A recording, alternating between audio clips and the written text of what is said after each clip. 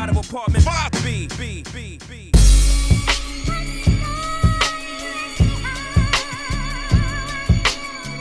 You're now tuned into the Apartment 5B podcast, where we chop it up about hip-hop, R&B, sports, love and life. Hosted by Kill.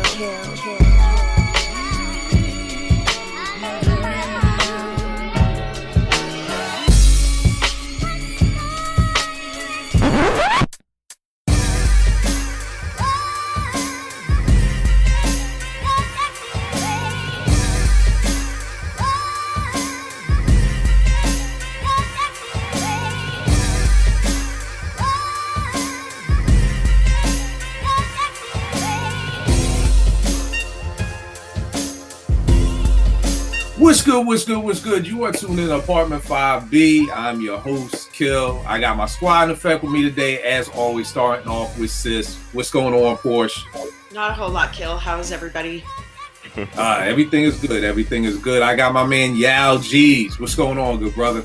What, man? How you? Long time, bro. Long time. How you doing? Hey, everything is great. Rel out of Philadelphia. What's up, good brother? What's good, man? Happy to be here, as always. Yo, I ain't gonna hold you. I was just at the crib, went to D'Alessandro's, went to Pagano's to give him one more shot. Man, Pagano's came through in the clutch. Then I went to this spot, John's Roast Pork, down in South Philly. You know about that spot? I heard about it and I never been, but people keep telling me it's good. Bro, you gotta go. You gotta go. 4.5 mics, man. That's knocking somebody out of my top 5. It was that good. The only knock on them is they don't got whiz. So that was my only knock on them. But other than that, that thing was lovely. Vern out of ATL. What's going on, brother? What up? I don't have a hockey team, so my wife is from Detroit, so I'm repping the Red Wings tonight. So what's going on? There you go, good brother. There you go. I got my brother Gnu from 92 from the iCast podcast. What's going on, good brother? Peace. I'm in the building. Good to be here with everybody. No doubt. Y'all know me. Let's jump right into it. We are chopping it up about Nas's new project, Magic. It came out of nowhere. Almost to the day. Last Thursday is when they said, yo, it's dropping at midnight. It dropped. We've lived with it for a week. Yo, I'm gonna start off with the big joker. You know what I mean? How many mics are we giving Magic? Porsche, how many mics after 1 week? You can adjust as time goes on, but after living with it for a week, how many mics are you giving this joint? I'm giving it a 4 mics. I think it's a very solid project. Yeah, I mean, sequencing, like everything that I want out of an album, production, sequencing, bars, quotables, all of that is just there, and there's no misses, really. The only reason I'm not rating it any higher is because it's still only a week old. Like, I had Glory, like Tracy Lee's Glory album was at a 4 mics forever, and I still have to live with that before I can change the mic rating. So Magic is a 4 mic album, but I think it's such a solid project. So, all right, no doubt.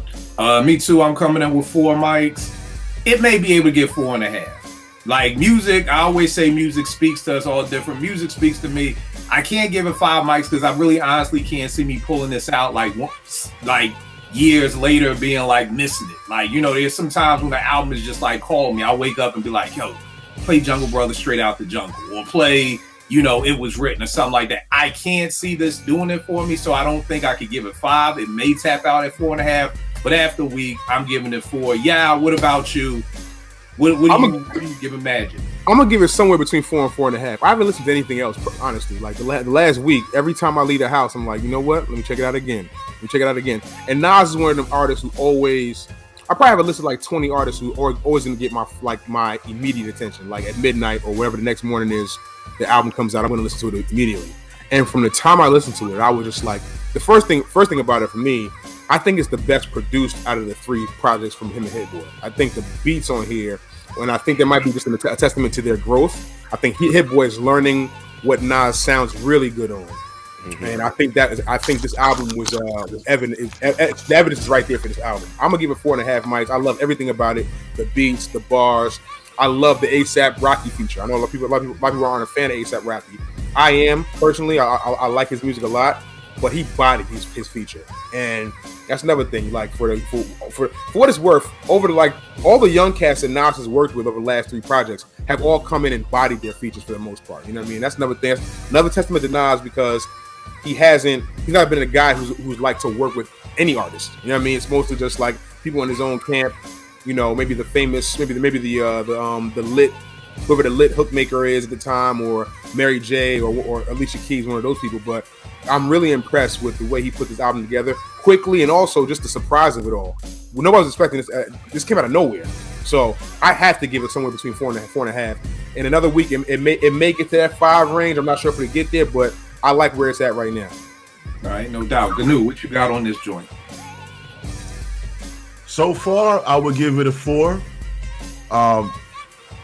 You know, like everybody's been saying, you know, I've lived with it for a week, and yeah, you know, like y'all said, it kind of came out of nowhere. It was a kind of a surprise to me when it dropped, but so far, I'm happy with it.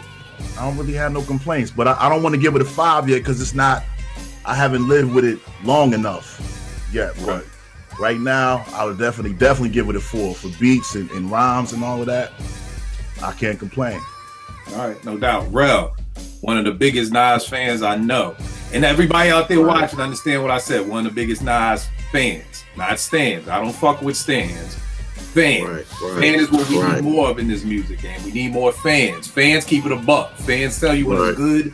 Fans tell you when it's bad. For stands, everything is amazing. Everything is 5 mics. Nas could have just talked to us. He could have did a fucking audio book, and the shit would have been 5 mics to his stand. So, Rel, what do you got for this joint? I'm like between a 4 and 4.5. I haven't listened to nothing else since it dropped. So, but I'm in between a 4 and a 4.5 just because it's only been a week.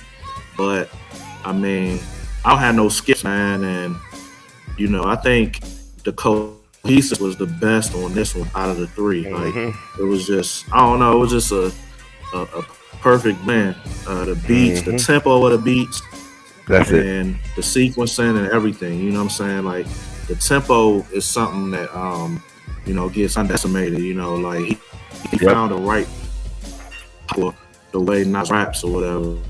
So I'm at between a 4.5. It probably won't get to 4.5. I just want to see how much I listen to it. But as of right now, that's the only thing I've been listening to. So I'm with y'all, like between a 4 and a 4.5. All right, no doubt. Vern, what about you, good bro? I'm gonna say 4.5 because I'm the guy on the panel that understands the greatness of Nas, but I'm not the hugest Nas fan. And I'm 49. I don't care whatever. But I've never, and I don't know if we're gonna talk about this later, so I don't want to spill the beans. But I haven't heard Nas this refreshed and light in a long time. I mean, it sounds like a weight is lifted off his shoulders, and he me now. And when I say that, I mean, bro, I'm 49. I know who I am. I ain't trying to impress nobody. Nas know he great, and he having fun, and it comes out. And Rel mentioned the tempo. I like this way better than the King's Disease 1 and 2, because it's bouncy. Because Nas's voice is his voice, and you know what I mean by that. So if you got a lot of like stagnant kind of beats, it don't grab me. But when you got that tempo and then Nas flipping and flowing, it's a perfect marriage. So I'm saying 4.5. All right, no doubt. Let me, because I know, and I'm blessed that through Twitter and different places we have so many younger viewers, and I think everybody up here touched on it, and we all said this word, live with it long enough. You know what I mean? And I just want to kind of just take a sec to just talk about how important that is, because with so much music coming out, people listen to an album 2 or 3 times, then be like, oh, it's 5 mic classic. You know what I mean? But I love the fact that almost everybody up here said, if not everybody said, I haven't lived with it long enough to see what it is. And to me, music, it's a relationship. It's like a relationship to me. You just usually don't, I don't know niggas who go out on a first date and you just wifey after the first date. Like, I don't care if Shorty lets you smash. It's still not like, okay, you just after the first date. Like, it's like, good, she let me hit, but she still ain't wife. It takes some time. So it's like, live with stuff for a minute. Let it stay with you. Like I said, music is about like again, if you dating, you dating shorties out there, you know, you may have a couple, you know, you messing with, and it's like, but it's that one that just, you be thinking about it during the day. And that's what I mean by, I don't know if this will be calling to me like that. Like, music will call to me. I'll wake up one day and be like, yo, let me pull this out. Like, I was thinking about that. The same way you could be thinking about a shorty. Like, so my challenge to focus, like, I get it. We're on social media. We're in this time limit. You know, the album comes out at midnight. By 1:02 a.m. it's got with your mic rate and everything. You know, live with an album for a while, enjoy it, digest it, you know, all that good stuff. Now, tell me this. We got King's Disease 1, 2, and Magic. Porsche, from our Twitter spaces, one of the things that I think is dope about this 3-album run is that everybody has their kind of different picks. Like, you know, Trey was saying he didn't really feel KD1, but he felt KD2. KD2 is cool for me, but I love KD1. Like, so Porsche, what is your order in these 3 albums of the Hit Boy trilogy with Nas? What order do you have them in?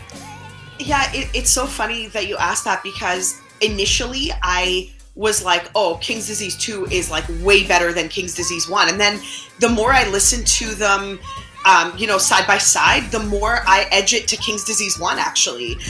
So my order would be King's Disease 1, Magic, and then King's Disease 2. That's how I would rank these 3 recent releases. And again, Magic, I haven't really lived with it long enough to know that that's kind of cemented, but for now, I mean, I'm enjoying it more than I enjoyed King's Disease 2. I go back to it. I want to go back to it more than I did King's Disease 2 at the time that dropped. So for me, King's Disease 1, Magic, KD2.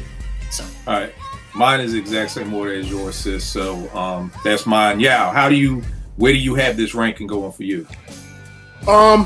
I'm gonna say, to me, KD2 was incredible to me, like literally incredible. I listened to the album for a long time. You know what I mean? I'm gonna go KD2, then Magic, then KD1. But I will say this though, as much as I like KD1, right?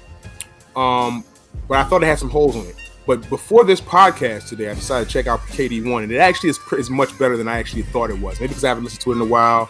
Maybe because when I inundated myself. You know how I do with these podcasts. When you give me a topic, I like to try to like dive all the way in before I come in the podcast and start speaking about it. So I listened to all 3 today, and KD1 is actually better than I thought. So I may rearrange my list, but KD2 for me, there's just too many high points of KD2 for me that exceed everything else or other albums. I will say about Magic, the one thing that Magic has an advantage over all the others is it's shorter, and there's less room for error. There's less room for error with that, and that's what Vern was saying earlier. Like it's quick, and the things Nas is really speaking to himself and older generations of niggas, like the niggas who are in their 40s for real. Like Nas is really talking to niggas about like not just about his own life and his own struggles being a 45, 46-year-old man. You know what I'm saying?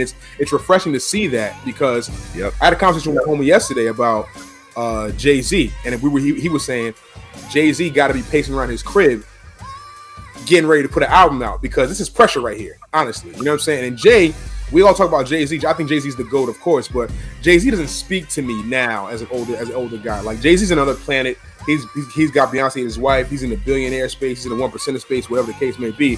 And this Magic seems more tangible. Like I can touch it. I can feel it. You know what I'm saying? Like I can feel the things he's saying, because I'm going through a lot of those same things right now. You know what I mean? Like, so that's the reason why I put Magic, why I hold Magic in such high regard, and why I hold Nas in such a high regard. Like, he sounds refreshed. He sounds like the way he's rapping. He sounds like he's still trying to prove something to people with the way he's rapping, and it's really refreshing to see that for somebody who's been in the game this long. You know what I mean? So that's my order.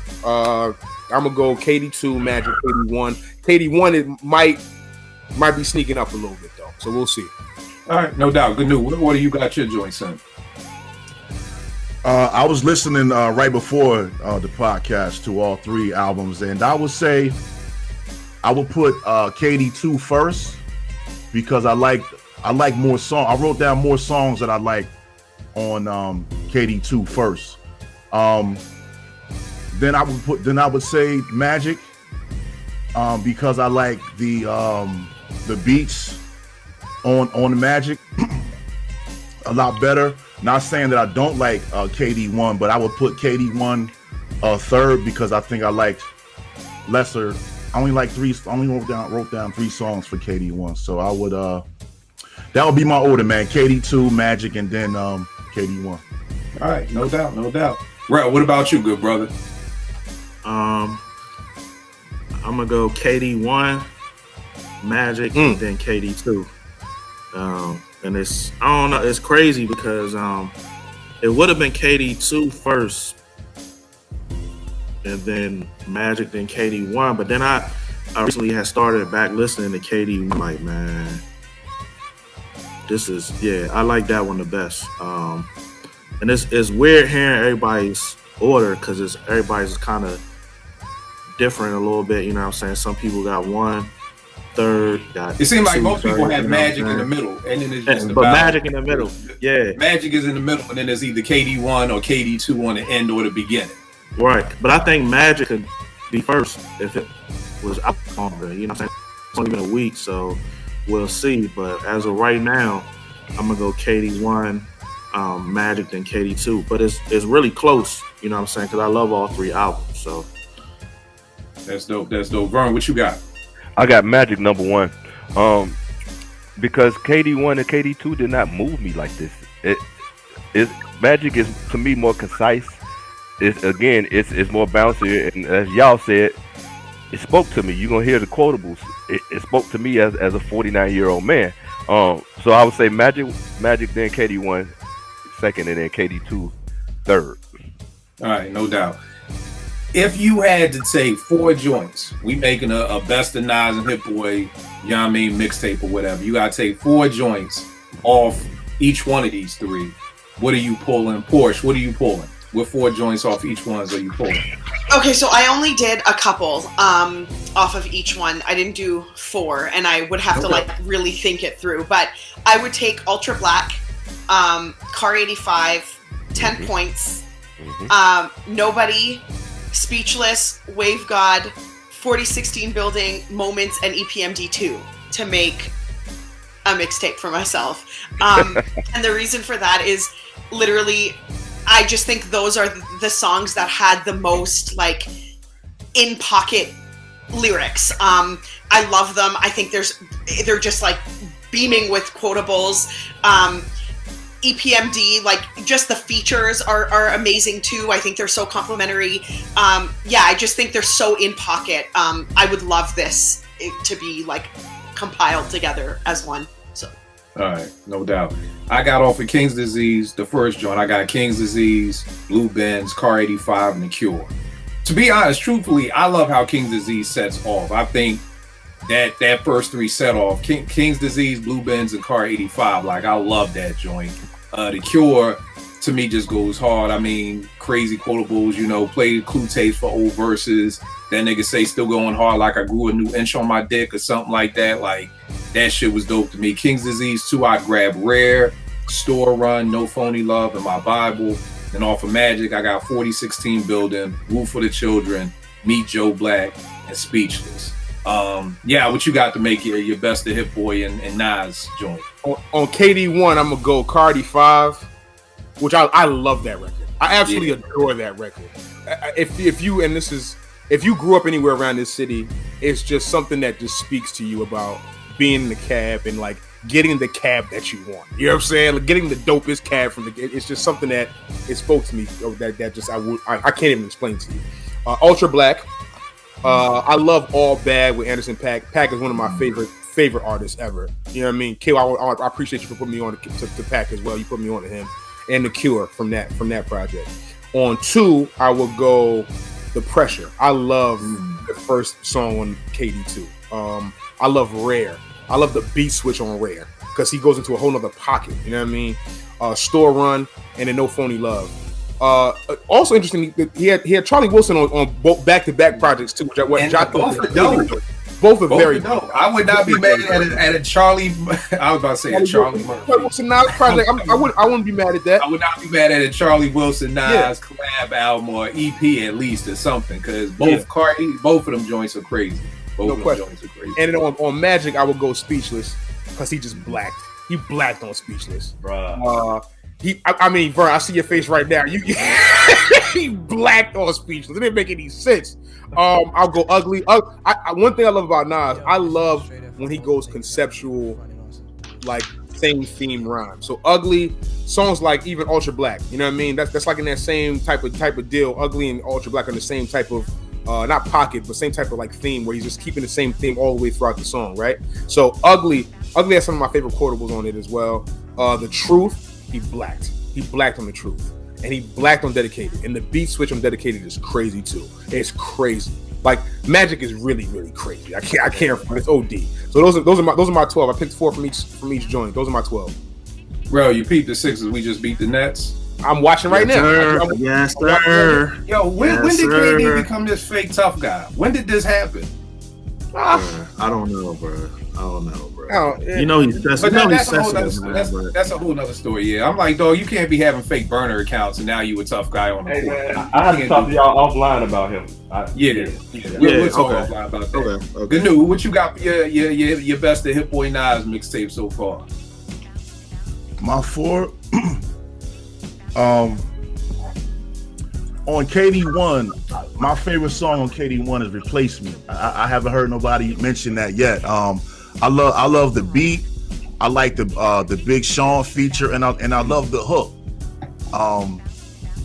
So I would definitely put that, even though it's like kind of like an R&B song. It don't have that boom bap feel, but that's my favorite record on KD1. But all right, then I would say The Cure. Off KD2, I would put I got a lot of shit off of there.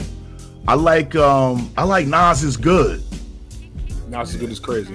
I like Nas Is Good, and for the 4th one off of Magic, I would pick Meet Joe Black. Yeah, that Meet Joe Black is stupid, big. That would be my 4. That joint's stupid. The crazy thing about Meet Joe Black to me is I love the chorus, and Nas has never been known as a good chorus writer. You know what I mean? But I really hard body mess with that chorus that he got. So, bro, what you got for your best of joints? All right, so I got Car 85. I got All Bad. All Bad, one of my favorite drums off of I love All Bad, man. The drums, the hook. Yep. Everything about that is crazy. I got Full Circle. That brings like nostalgia to me. You know, I'm just hearing the Firm. You know, back together, and then The Cure. And then for KD2, I got Store Run. I got Nobody. I got My Bible, and I got Nas Good. And then on Magic, I got Speechless. Speechless is speechless. Hey, man. The beat is ridiculous.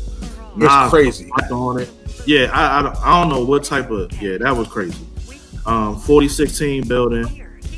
Wave Gods. I agree with y'all. I think ASAP fit that song perfectly, bro. Like he did. He fit it perfectly, and it was a nice kind of change of pace to the album. It fit right where they put it in the album. It fit perfectly.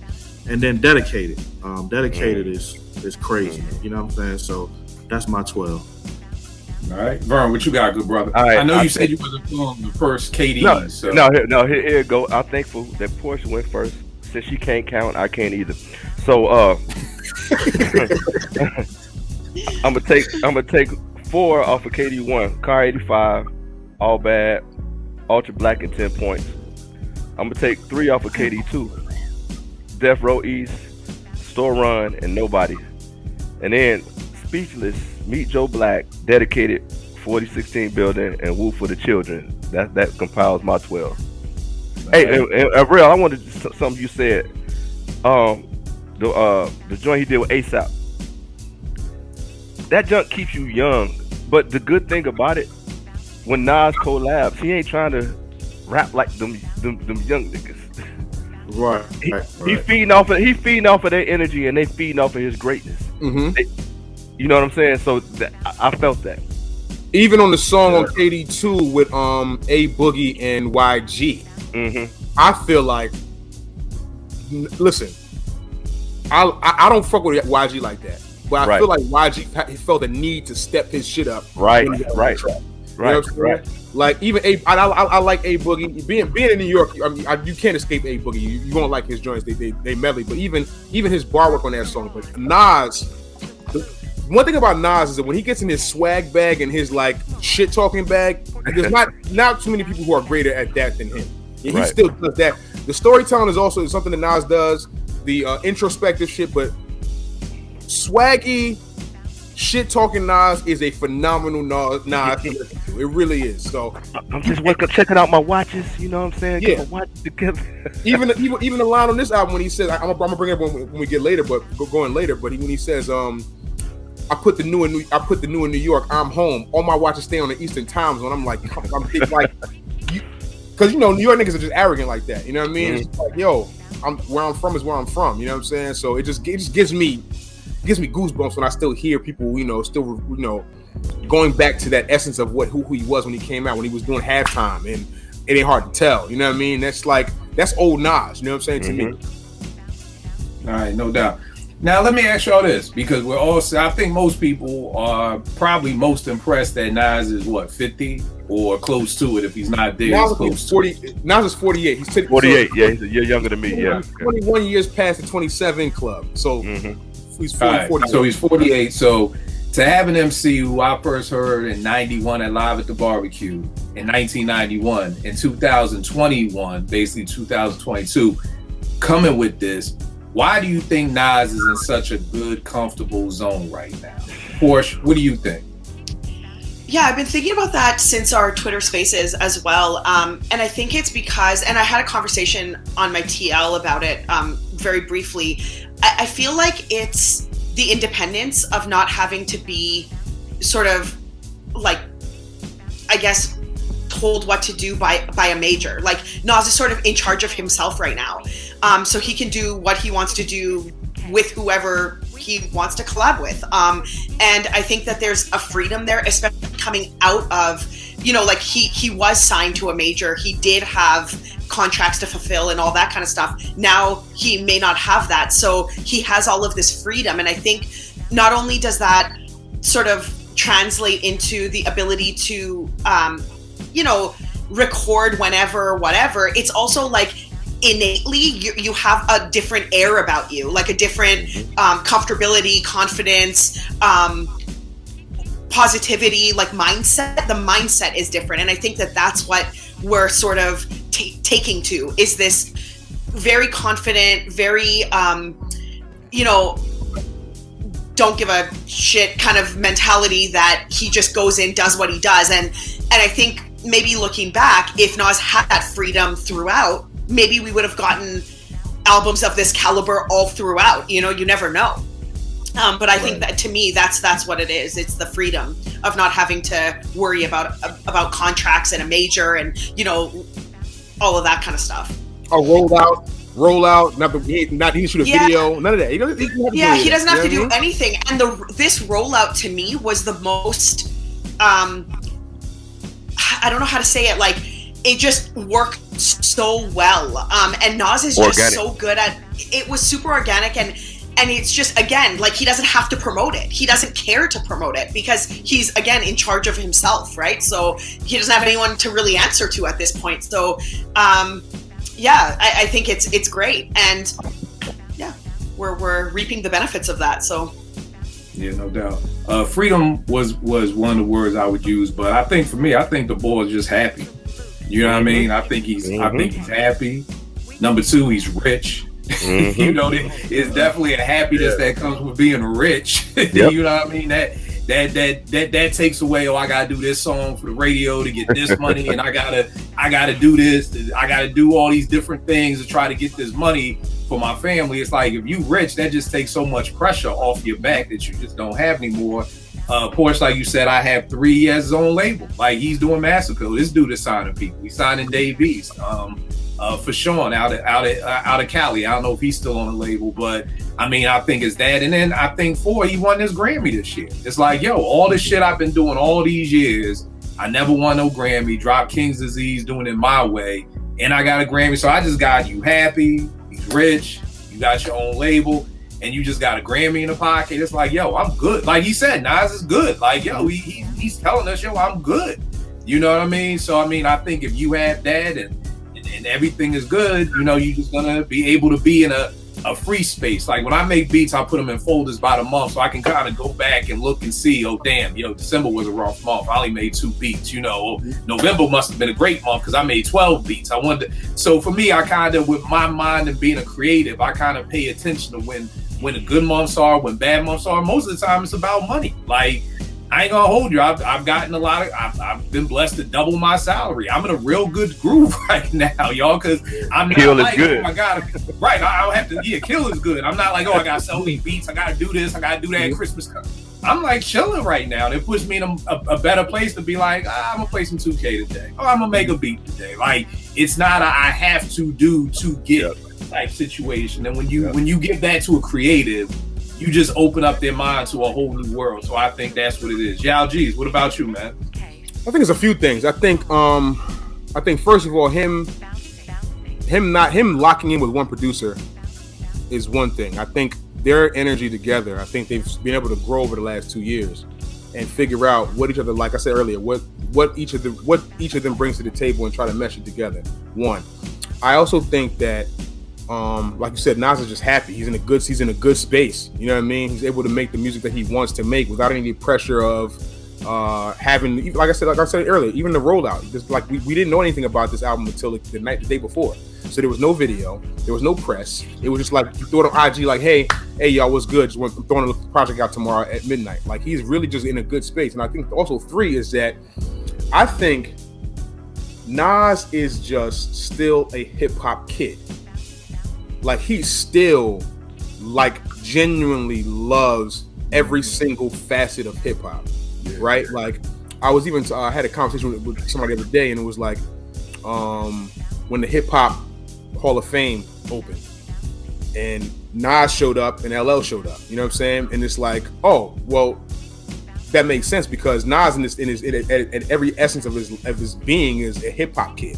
He just loves the art of it. He loves the b-boy of it. He knows the history of it. So I think when you add all that together in this moment with him also having nothing else to do, really, he doesn't have any obligations. You know what I'm saying? It's not like he has anything that he has to put out. He's just in a really free space right now. And like I said, he still raps like he still raps like he has something to prove. And that is something that, like, athletes do. Like Tom Brady still does that. LeBron still does that to an extent. It's like these guys are older and they've given us all this great work over the years, but they still feel like, yo, I'm still trying to prove something to myself that I can get to another level. You know what I mean? I think he's doing that. Like, there's no reason why he should be rapping this well and this hard and this, like, effortlessly. He sounds like he's like one of the best pockets of his career to me on these last 2 albums, and it's really like it's really inspiring to see. Like, I keep it a buck with y'all. Like, I haven't written a rhyme in like 2-3 months because I just haven't felt like it. You know what I'm saying? As artists, we get into these spaces where it's just like, I'm just not feeling today. And when I looked up, it was 2-3 months, but now I had to break out the pen a couple of days ago. You know what I'm saying? Get back to it, and I owe a lot of that to this project that came out today. So I just think that it's invigorating, and it's like he feels like he's rejuvenated, and it's invigorating to see that from a guy who's 48 years old getting ready to be 50. And it's no slight to anybody else who's coming out with albums that late in their life, but it's just different with Nas. Nas has always been the natural to me. You know what I mean? Always just been a natural MC. Just like always sounds good on mostly everything. He doesn't really have a format with the way he says things, and it's evident on this album. Like the pockets he's picking and the way he's breaking bars apart. It's just like this sounds like old Nas, but like a more mature version. If that makes sense. That makes perfect sense. Good news. What about you, bro? Why you think Nas is in his zone? Yeah, Yao said a lot, but yeah, like you were saying, if you look at Nas's career, man, from 1991 and even before that, prior to him just him grinding, writing his first rhyme, to us discovering who he was in 91, to still in 2021, we're still talking about Nas as still being one of the greats. He's still on top of the hip hop game right now. A lot of rappers that started back in that time. Think about the rappers that were around in 91, 92, 93, 94 when Illmatic came out. A lot of those niggas is not around, son. Or if they are around, they're still not doing it to the level that Nas. But you know what, Gnu? Let's take a second and talk about that. Let's think of some rappers who was out when Illmatic came out. Some of the people who come to mind for me, and just everybody, say names. I got Buckshot Shorty. I just started like Akinelli real quick, just from. Right. Who else was? I guess KRS with the Boom Bap. Chubb was still out. Chubb Rock was still out, putting stuff out. Heavy D. Like even if either and this is not no slight. Either they passed away or they're not rapping anymore.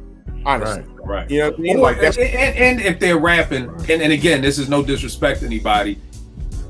Maybe it's just not on the same level as they're rapping independently. It may be some of those albums that I didn't even know that person dropped a new album type situation. Like, a lot of those. Whole lot of those. What's Cuz from Black Sheep name? I can't think of his name. Dread. Right now. Dread. I just saw Dread put up a couple posts the last few weeks or so. He's coming out with a project. You know what I'm saying? Right. But he don't sound. I mean, don't get me wrong. He sounds good, right? He sounds like he's okay. He's rapping, but he not sounding like Black Sheep 92, 93. You know what I'm saying? He's just not. You know what I'm saying? Right. So, but to your point. Right, but to your point, Gnu, I did what you're saying because a lot of those groups who were out, whether it be Trends of Culture or Blase or Artifacts, and all those groups, the list goes on and on. Right. Nah. That's a dope point. That's a dope point. You had anything else on that, Gnu? Because I know I kind of cut you with the. No, I mean, but just what everybody was saying, he's in a billionaire space, man. He's just happy. He's refreshed. He's like his career has been recharged, and he's just in a creative space. He ain't under no pressure. He pretty much, he's really blessed because he's relating to a brand new audience. We got young cats now, I guess because of his connection with Hit Boy now that are. Becoming Nas fans. So I feel like he's opened himself up to a whole new audience, man, and he's gonna just keep doing his thing, man. But yeah, that's what I had to add to it. Vern, what you think? Why you think he's in the zone? I'm gonna come to you, Rob. I'm trying to switch it up so everybody ain't waiting till the end. Vern, what you? Nas is the embodiment of what you should expect a great MC to continue to be. I mean, okay, if you're a dope lyricist, you read books, you're knowledgeable. You should be doper the older you get. It's like a physician, here you go. That dude that he can't dunk no more, true. But he know how to back you down and do that little jab step and still Bernard King you to death. And that's where Nas is, man. And I don't know if something in his personal, I mean, obviously he's rich. And that pressure is gone. But I think even more ingrained than just the money, it's like personal side with his kids or relationship. I don't know. He just seems so refreshed and like there's no weight on him. And I don't know if also for years, man, Nas picked the wackiest beats. I don't care who you are. I ain't said I'm saying that's what's been said. He's heard it a zillion times. Right. He's human. At some point, he's like, man, I'm a billionaire, and I'm gonna do what I do, and then he wins a Grammy, like you said, Kill. So I think the outside noise, regardless of whether he wants to admit it or not, bothered him at some point, and now he's like, yeah, man, I'm free. I'm gonna just do what I want to do, and it comes off on this, and it's making me, like I said, I wasn't not the biggest Nas fan. I understand his greatness, and I have him ranked up there, even though I don't really do rankings. I'm gonna go back and revisit some Nas projects just so that I can enjoy this great artist while he's still here. Dope. Bro, what about you, man? I think everybody really touched on all the good points. I think one thing too is I think Nas was always just the artist. Like a lot of the other stuff, I don't think he was interested in. Like, you know what I'm saying? Like trying to appease, like, I don't think he felt comfortable trying to appease this person and I got to worry about promo. I got to worry about this. So now it's like, I could just do what I want. I could just put out these projects. I don't have to worry about crazy rollout. I could just get in my back and hitting these beats, and it's inspiring to him. It's like that freedom, man. Like, you know what I'm saying? That freedom is something like where you can just be a creative and do your thing, and you don't have to worry about a lot of the other stuff that he had to worry about throughout his career. Because he's had an interesting career of like highs and lows. You know what I'm saying? He's been through a lot career-wise, and I feel like when you get to a good space, you know what I'm saying, it shows in your work, and it's like it appears to not even be work for him. This is like just what I'm doing, and it's on my own label. It's my investment. You know what I'm saying? I don't have to worry about appeasing nobody else, and it's worked perfectly for him. You know what I'm saying? Right. DJ Rack One, what's going on, good brother? Reg, what's going on, man? Can y'all hear me? What up, Rack? Yeah. My bad, man. Very busy man today, yo. All good, brother. All good. What's up, everybody? What would you give this KD1, KD2 Magic? Nas is in his bag at 48. Where do you think this new energetic Nas is coming from? Why do you think he's being able to put out these three very dope projects back to back like this? I'm not gonna beat the dead horse. Vern beat that good. Vern and Rel, they killed him, man. He doesn't have anything to prove, so he can just concentrate and release music, just rap. You know what I'm saying? Like at this point, it does not matter what he puts out. It's like with LeBron and Mike. You know what I'm saying? Like they can only do but so much. They're not gonna increase their legacy anymore. Mm-hmm. You know what I'm saying? So that pressure is off. I hope somebody had that conversation with him. It was like, bro, just go in the studio and make some shit, and whatever comes of it, comes of it. And I think he hit his mark with this Hit Boy collaboration. I just think they got good synergy. I don't know what it is. I can't speak to it, but they just got a synergy, and they on the streak, and it's coming out nice. Yeah. So it could just be no pressure, you know. He's inspired. Yeah, he's inspired. Like Rel said, he's on his own label. He don't have to deal with the BS of, you know, a label telling you certain things. I don't know whether he did or did not, but I'm sure that plays a heavy part. But to not have to worry about that, and you just release really what you want to release when you want to, and that's not even your money. That's not even your bread like that. Like that's not what you counting on. Peace of mind is a motherfucker. Brother, listen. Man, I heard a coach say, like, I'm picking this school just for illustration purposes. Let's say a guy went to Boise, he coached at Boise State. And, you know, Boise State got a name about themselves. Are they going to be in the playoffs? Nah, but they're going to win 10 games a year. And it's like, you don't want to go to the SEC? He's like, man, I'm not messing with Happy. I'm there. I'm good, dog. You know, and that's where he is, man. I tell people like that in my line of work. People talk about commissioning and doing all this other stuff all the time. And I ask them, like, do you truly understand what comes with that type of leadership when you put some shiny shit on your chest? You can't hide behind, you know, anything at that point. It's on you. Mm-hmm. And a lot of times people ain't ready for that. I think with this project, I think he doesn't have to worry about anything. He can just go in the studio, do what he needs to do, go from there. All right, now let me ask you this, because I didn't have this question down, but Vern, you brought it up. Nas has been infamous for picking whack beats. Now, of course, I know you don't agree with the whole premise of every Nas beat is whack. I will say as a producer, I think every Nas album has some shit on it.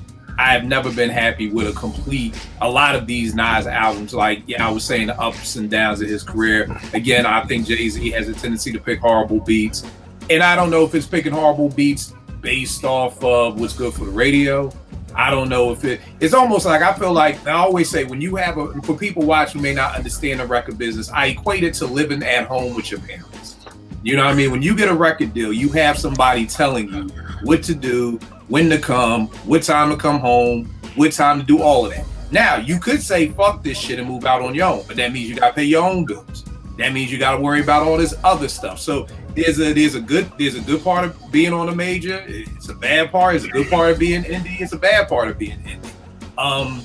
But I'm just wondering, like, it's very strange to me if you are of the belief that Nas is not the best beat picker in the world. that now just all of a sudden he has a 3-album run where the beats is just crazy. Like, it's almost like, what happened? Like, how did you go from you bagging like 3s and 4s and the last 5 chicks I seen you with been 10s? Like, what the fuck happened? Did you hypnotist? Like, what do you guys think that's because again, these are 3 solid projects, y'all. Yeah. Like, these are all incredible projects. Right. And if I'm not mistaken, King's Disease 1 was after Nasir, right? Yes. Yeah, and Nasir is the one that only me and North and Kanye like. So you're literally coming. That's the one with Cop Shot the Kid, right? Yeah, the Cop Shot the Kid. I Lost Tapes 2. Bezo. No, he put out Lost Tapes 2 came out. That shit came out right before King. Right before Lost Tapes 2. And I felt like Lost Tapes 2 was different than Lost Tapes 1. Because Lost Tapes 1 felt like these were the songs that we couldn't get sampling clearance for. So a lot of the boom bappers and the backpackers loved it. I felt like Lost Tapes 2 was truly songs that weren't good enough to make albums. And here we go. So I felt like that album rap shit was trash. Yeah. Right. So I felt like there were 2 different Lost Tapes things. So you're coming off of Nasir, which was a brick. Most people didn't like that shit. To just go into this run, like, do you think that? I guess the question I'm asking is, how did Nas go from making subpar albums to just making 3 incredible albums, beat-wise, production-wise, not pen-wise? Do you think it's working with one producer? Like, Porsche, what do you think? I know you're not a big believer in Nas picks whack beats, but how do you think he goes from the ups and downs of albums to just this 3-album run like this? Honestly, I don't know, and that's a tough one because he has worked with, like Nasir, he worked with Kanye, right? I don't think there was multiple producers on that joint, so right. It's not like, it's always been that way. I do think that, I think it's a focus maybe. I think it's, a set real collaborative effort where there's like, you can tell that there's like probably communication. I feel like maybe with the Nasir joint, Kanye kind of maybe did his own thing and maybe Nas suggests something and Kanye just doesn't even listen to it because he's Kanye, and it's kind of like 2 big personalities kind of going up against each other. I think with Hit Boy and Nas, it's a very smooth chemistry. It's a very good communication. I feel like all of these things that, I feel like for me, I would say it's the collaboration is like a true collaboration through and through. Like, there's a lot of communication, probably. There's a lot of back and forth feedback. There's a lot of like, putting egos aside and really taking in the feedback and listening to what the other person's saying rather than trying to prove something to each other, and butting heads. And there's like a disunity there. I think they're very unified. I think the vision is unified. And I think that's why they're able to just mesh so well together.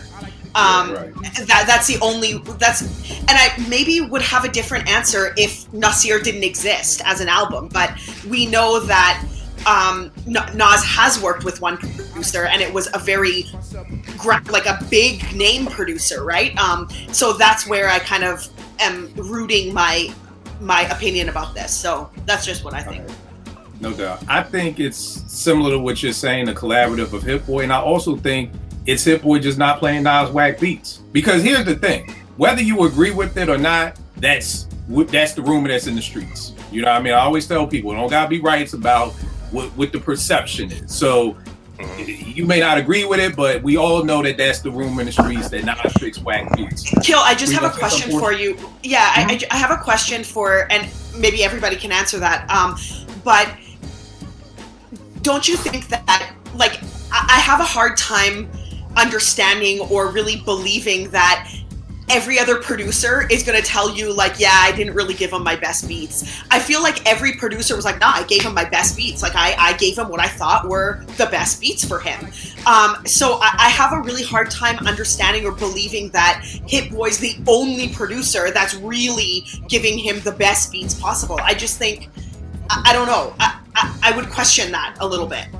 I mean, well, I think it depends on what you're doing. Me being a producer, of course, if you come to me and you say, I need a track for the radio, then Timbaland ain't gonna give you some boom bap shit, he's gonna give you that "you owe me back" shit, and it's gonna be like, yo, let me call Genuine. He down. He in VA this weekend too. We get him on the hook. So I think. So yeah, I don't think any producer is gonna say, yo, I played Nas this whack beat. But even that Nostradamus beat, that old EPMD beat, like when I heard that, I was like, yo, what the fuck is you rhyming over EPMD for? Like, fuck is wrong with you? I thought the same thing.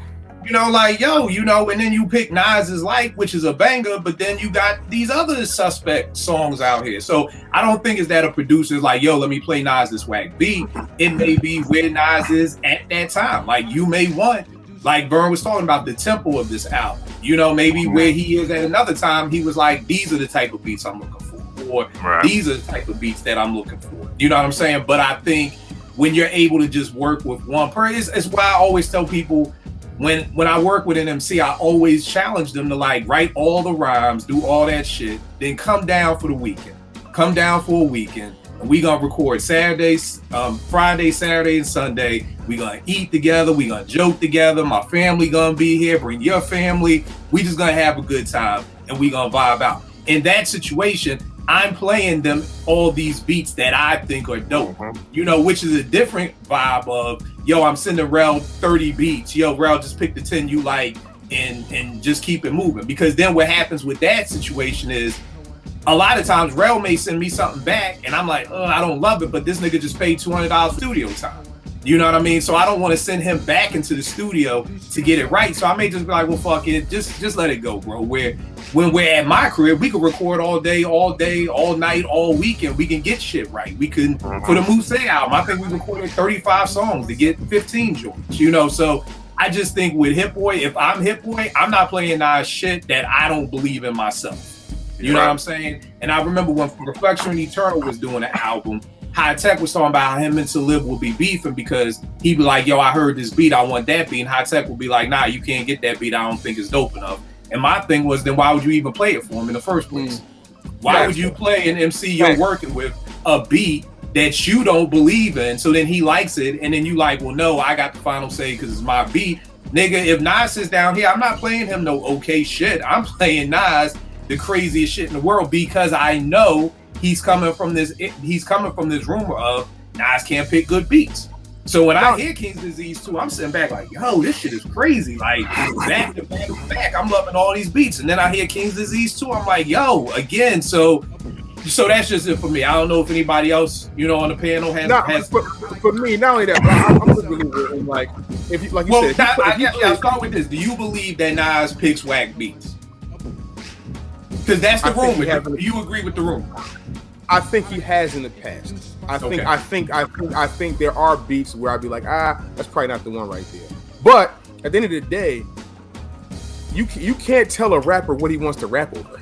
You know what I'm saying? Like when he hear, like for what you just said about Reflection Eternal, like for High Tech to tell Kweli, like, nah, it's not dope enough. Like, no, bro, let the man rap on the beat and then work on the beat after. You know what I'm saying? Because listen, as an artist, when you hear something and it grabs your ear, it's like, nah, I got it. I need that. I've had that issue with Sice. It was like, yo, I'm not sure if you ever heard a song called Lights Off on Hump Day, but I had to literally beg him, like, yo, I'm the one for this beat. Give it to me. You know what I'm saying? He's like, it's not ready yet. I say, yo, then give me the shell. And like, I just need the shell. Like, I gotta feel it. You know what I mean? I had to beg him. So it's like, when you're an artist, bro, and you hear a beat that speaks to you, do not like disparage that. Don't discourage that. You know what I'm saying? Let him rap over it. If it doesn't work out, it doesn't work out. Cool, fine. Like, produce, you gonna make another beat. You know what I'm saying? Like, cool, but let him rap over the beat. You know what I'm saying? And like for Nas, I think there are beats. He's had some bad beats where he's killed them, where he's killed the rhyme pattern. You know what I'm saying? Yeah. But there's beats that there's a few beats on Nostradamus that I hate.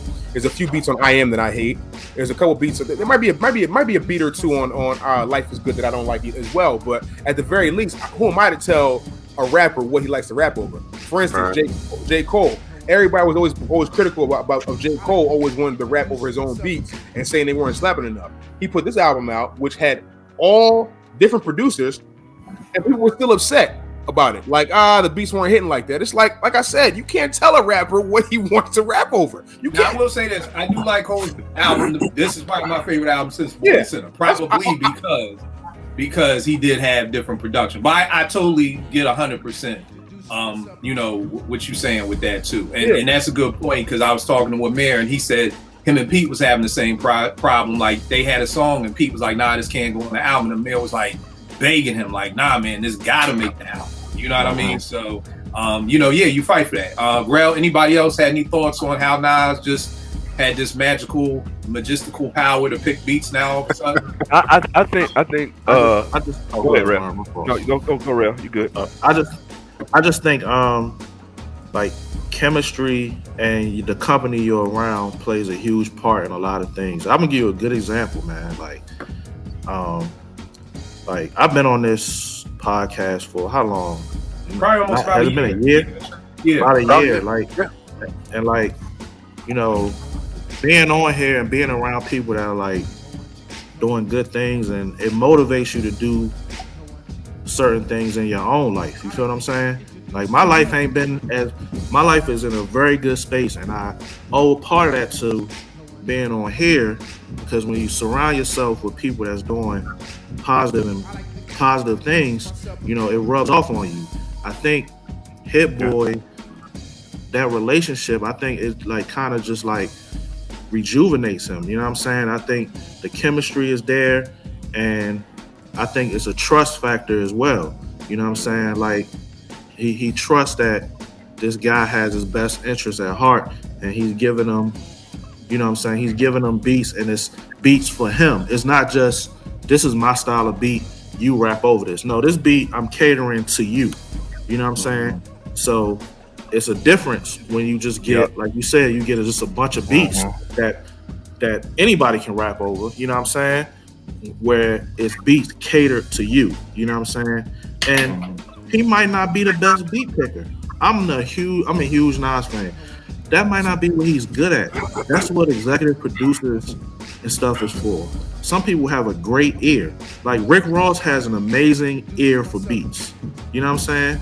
So it's just, you know, that might not be one of his strengths. You know what I'm saying? But I think the combination with Hit Boy has really helped him in that aspect. You know what I'm saying? I don't think he picks all whack beats. It's some beats that I did not like on certain projects. You know what I'm saying? I think it just got blown out of proportion. Yeah. They like to compare him. Because you can't bring up Nas, but I'll bring out Jay-Z reason. And Jay-Z has amazing production. Oh yeah. You know what I'm saying?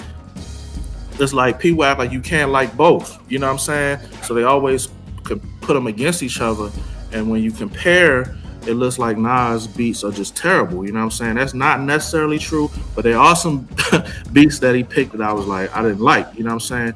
But I think this Hit Boy collaboration and the relationship they have and all that, I think it motivated him, and the beats are catered to him. Right. You know what I'm saying? These beats are for you. Vern, I'm gonna let you get in. I just want to bring up a point off something that Rel said if people are watching, because people have asked me this before. Rel, you said some MCs can't pick beats. I want to explain that to folk listening. I've told the story plenty of times. It's 95, I'm back in Philly, I make a beat, my man comes through, I play him the beat, I don't fuck with it, kill. I'm like, no problem, come back tomorrow, I'll get something else for you. Another MC comes through, hears that same beat, loves it, records to it, does the whole entire song. The next day, the first MC comes back over, and I'm like, yo, listen to this. He's like, yo, why the fuck you ain't play me that beat? And I'm like, nigga, I did play you that beat. You know what I mean? And we're arguing because he's like, motherfucker, you did not play me that beat. I'm like, nigga, I play. And what that showed me was not every MC can hear a beat and see what they can do to it. Some people have that gift. You know what I mean? Some MCs don't, because both of these dudes with dope MCs. Like, it's not like one was whacker than the other. It's just once he heard the entire song, it was like, I want that. Because once you heard it finish, it's almost like a cook, like Porsche cook. You know what I mean? I know some cooks don't like when people be like, oh, let me taste it. And it's like, nah, just wait till it's done. You know what I mean? Like, don't come in here trying to eat off the spoon. Just wait till it's done. Some people, now somebody may come in and taste like, I like where you going with that. And somebody else is like, it ain't done. So I just want people to understand at home, like, that's what we're talking about when we say some MCs can't pick beats. It's not a diss towards that MC.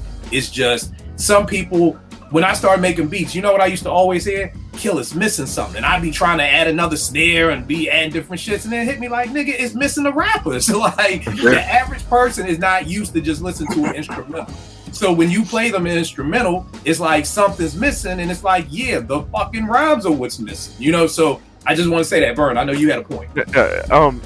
The synergistic relationship is incredible because Hit Boy is known, yeah, but Nas is raising him up to another level, and then the Nas Can't Pick Beats has taken on a life of his own too. I mean, because if you put out as much product as he has since '91, I mean, come on, man, 15 songs per album, yeah, you gonna have some swings and misses.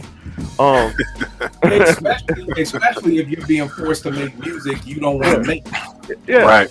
Yeah, it's gonna happen. And also I know for me personally, Hit Boy's got a hunger, and that he woke up in Nas, whereas the guy from Chicago, who I don't say his name no more, he's like, you just gonna take these? I'm the greatest of all time. I'm God's gift to music in the world. And it's like, nigga, I'm Nas, you know, and that's why it was like this. So I think it really 3 albums in a row look like they hit because of what we just witnessed before that. So that has a lot to do with why we're so invigorated. I know I am off of what I'm hearing now. That's a good point. You knew you was about to say something on the beats or not? Well, everybody pretty much said it, man. But I just think, the universe is just repaying Nas. You know, he's been through a lot. He's worked with all kind of producers over the years, and he's just in the right place in the right time, right synergy. And they're like, here you go, Nas. You know, they've been saying your beat's been whacked for years, so finally, boom. You know what I'm saying? Here's your blessing, bro. And I want a lot of people out there who don't make music to understand how much that synergy when you're in the same room with somebody making music. The golden era of hip hop for me is the 80s, and all those rappers, there was no Pro Tools. They was all friends. They all lived on Linden Boulevard, and they all went to high school together, and they was together every day, and EPMD was in the studio together. These classic albums that we rave about all the time. You know, when PE made It Takes a Nation, it's not like Chuck was on a book tour in Africa writing rhymes, when Flavor was over here. Nah, everybody was in the studio together. There's a synergy there. There's, what do you think of this? Nah, okay, try to do it like this, try and do it like that. Somebody was telling me, and I don't know if other people have seen or heard this, but that Nas has a master class where they were talking about how it worked. And the guy was telling me how, like, Hit Boy, Nas doesn't write his rhymes. He's almost like freestyling, and like Hit Boy just punches him in from time to time. So, and I'm like, damn, I gotta see that, because that's an intriguing way of the process too, that if you're just getting punched in and you're kind of just saying what comes to mind when you hear the beat, it's the beat speaking to you. All right, tell me this, hip hop quotables. What are some of your fave quotables from this album? Porsche, what do you have as one of your fave quotables, or however many you have? The one, I feel like everyone has mentioned this, and this is the thing about the quotables in Magic. I feel like they sort of popped for everybody. So I got so many kids in the game, it's like a gender revealing. I love that. I think that's just... I got that, yeah. Yeah. And how do you set your rhyme off with that? Like, that's honestly, that's how you started. That's how he was feeling. That's how he starts it. It's so in your face. Like, it's just so... It really like punches through, if that makes sense. And then another one I have is only thing undefeated is time. The second is the internet. Number 3 is this rhyme. Again, it's witty, it's clever, it's it's very with the times. Like, I just really appreciate Nas for that. I feel like he definitely has an ear to the street, and I really appreciate that about him. And then my last one is the Nas enthusiasts thinking they know what's best for me more than I know what's best for me. Wow. No rest for me. Yep. That one to me was just, it's so profound. Like, you could almost write somebody who, if you're very kind of in tune with Nas's career and how it's been for him throughout with the fans and with everybody. I feel like you could literally write a paper about like a whole entire paper just off of that quotable itself. Brilliant work. I love that he even like thought to bring it up and then so cleverly said it, and it's just so witty. I love it. Right, no doubt. I got ugly. When he says it's ugly outside, Big L would be here if it wasn't. Like that one right there was just like, yo, that's how crazy it is. And I think the line, I love the joint to Meet Joe Black when he's talking about, you know, when the QB chain birthed most of the chains in the game. And then when that nigga says, took a slice out of Big Apple, made apple pies, family size. Family like, size. Yeah. Y'all talked about that. Y'all talked about that on Twitter. Yeah. Like that's crazy. But I think my favorite bar is where he said we should be buying acres, adjusting each other's crowns. Like, to me, that was like some grown-up shit. Like, yo, this is what we should be doing. Niggas out here killing each other. We beefing with each other. You know, you can have a crown, I can have a crown, and we should be making sure. You know, I almost when I see it, I almost feel that picture. You know, usually you get when you get married and your best man is like helping you with your tie, and like helping getting you right. You helping each other look dope. So that was it for me. Rec, what's some of your quotables off this joint that you mess with? So I'm like, probably only heard the album twice. I can give you songs that I know I'm gonna pull some quotables from eventually, but I haven't even gotten to that.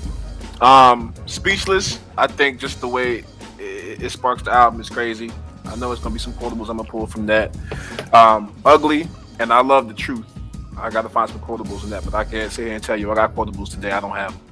All right, no doubt. Vern, what about you? I got enough for Rec. I got 5. Appreciate you. Good luck for the save. Hey man, when I Speechless is like the perfect Ricky Henderson leadoff hitter. I mean, man, I was in Detroit, you know, for the Christmas break, and I listened to that like 3 or 4 times, and I love music that I can relate to. So when y'all did Adversity to Death, I got a proposition. You and your brother stop plotting on each other, plot on millions. Educate yourself, find 10 different areas of interest. Spread your bets out, double down on what's working, then you double up. I'm done with the redundancy. Man, I sent that to I got a crew, you know, at my mortgage company. We call ourselves the Fantastic Five. And I've sent pictures, you know, y'all seen them before. But man, that stuff speaks to me and us, man. Let's get to this, man. All us, Rail, Kill. At whatever level we on, let's get to it. And that's what I'm about. That's what I need to listen to in music. So, all right, Meet Joe Black, Rap Sugar Ray Robinson, Nothing Sweet. Y'all too out of shape to even box with me. Heavyweight, I know my way around the ring, just like Shorty know her way around the store. Making hits with Hit Boy, all he got to do is hit record. All right, here go the one that I'm talking to you, and if you feel it, I'm talking to you. Basically, I'm gonna just say this line: the man in him is bringing the kid in you out. Yeah. Y'all jokers be getting hurt. Hey man, that's on you. That's your arrested development that you got to deal with. But I love how he said this, and this is: I don't work this hard to be around people I don't like. All right, 4016 building. Oh, Portia already said the first part. I got so many kids.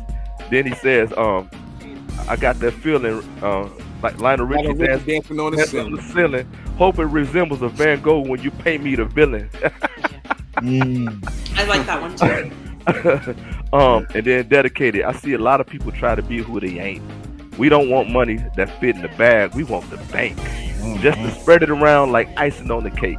So my mission in life, and I'm not afraid to say it, I want to be a millionaire. I've said this for years. And I worked and I talked to Kill about some things. Some other people know. But it ain't just for the flexing. The more I get, the more people I can help. And that's what he's talking about, just to spread it around like icing on the cake. So, bruh, he's speaking to, that 48-year-old dude is speaking to me like with a megaphone, man. That's dope. Gnu, what you got, brother?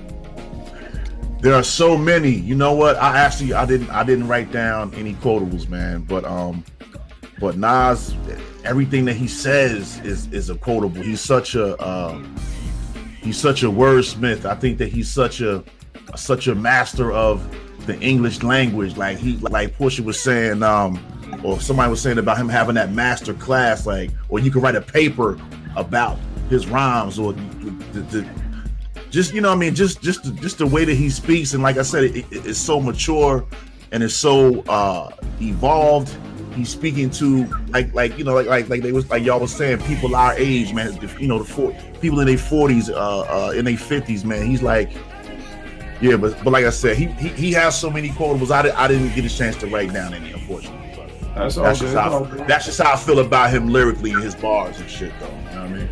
Now, Yao G's, you the resident MC. I know you got some shit. So many, bro. Oh my god. So the first 4 bars in Speechless, I'm 21 years past the 27 club. It's like I went back into my past and then I sped it. Robert Johnson, Winehouse, and Morrison found where heaven was. Heaven on earth, it was magic with no fairy dust. That is crazy to me. First of all, the 27 club is just a list of like celebrities and artists who died at 27, right? So it's there's Amy Winehouse, there's Jimi Hendrix, there's what's his guy, Kurt Cobain, like all these guys. I'm 21 years past the 27 club, so he's like, I made it, and he says, "Heaven on earth, this shit was magic with no fairy dust." It's like, because really, being who you are, like just even just being a rapper these days, you are not supposed to last this long just on earth. Yep. Period. Right? So that shit just took me for a loop, and I was like, this nigga's crazy. I'm done with the redundancy. I'm done with the redundancy. Checking on my history, making content for Viacom, licensed music to Tiffany's. That's how far he's come. You know what I'm saying? Like, look at this. Like, he's been making albums since 1992, 93, and the fact that like now his music is like being played in the Tiffany store, right? Or like on Tiffany commercials, just like this shit is just like, it really is like a badge of honor. Like Nas is really that nigga. If we're keeping he is. He just is. When you go to Ugly, when he says, "Damn, big dog, dove in that water and got hit with a cannonball." Ugly Christmas sweater, party with no Santa Claus. Companies profit off of black trauma. That's ugly, mad ugly, just like Shanae and Wine. Like, bruh. I'm a huge fan of 90s TV, black TV is where I work in television. So it's like, you know, just that whole song is just full of just quotables. Ugly is just like I said earlier, I love when Nas gets into that type of bag with keeping the same theme of the song and just keeping like the same word. He does it on Ultra Black too. Ultra Black, right? So like that's his twist. Another line on I said it earlier about I'm in New York. I put the new in New York. I'm home. All the watch stay on the Eastern Time Zone. And what else? Blazing gas like young Haitian Jack. Me and money go together like 80s and crack. Shorty aura like Kimura. Rocking baby fat. I'm dropping bars, nigga, like I'm on stage with Smack. Like that just shows you how like he's still in tune. He's still a fan of rap. All rap. Whether it be young nigga rap, whether it be old nigga rap, whether it be battle rap, whether it be whatever, he still is hip hop at its very core. And I don't know, it's just I could stop there. There's just so many bars that just caught my attention in this joint. Like I'm really just proud of Nas that he put a project out like this. Yeah, bro, what you got, good brother? Man, I got a lot, but I'm gonna keep it short because a lot y'all said a few of them. But on he said, "I told Don leave the street. He's fine. Let him hype you. Slow run, beats in the grind." You know, I'm trying to. I spoke to me.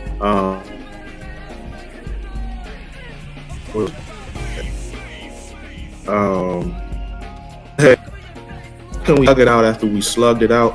We should be buying acres, adjusting each other's crowns. That was your brother back then. How could you gun him down? You know what I'm saying? That one really. I think you mentioned that kill, but that one really spoke to me. And when he said JMJ seen him coming, wish he ain't hit the buzzer. Marvin Gaye, the young dog, we taking out our brothers. You know what I'm saying? That was, just fitting for what's going on in the world today.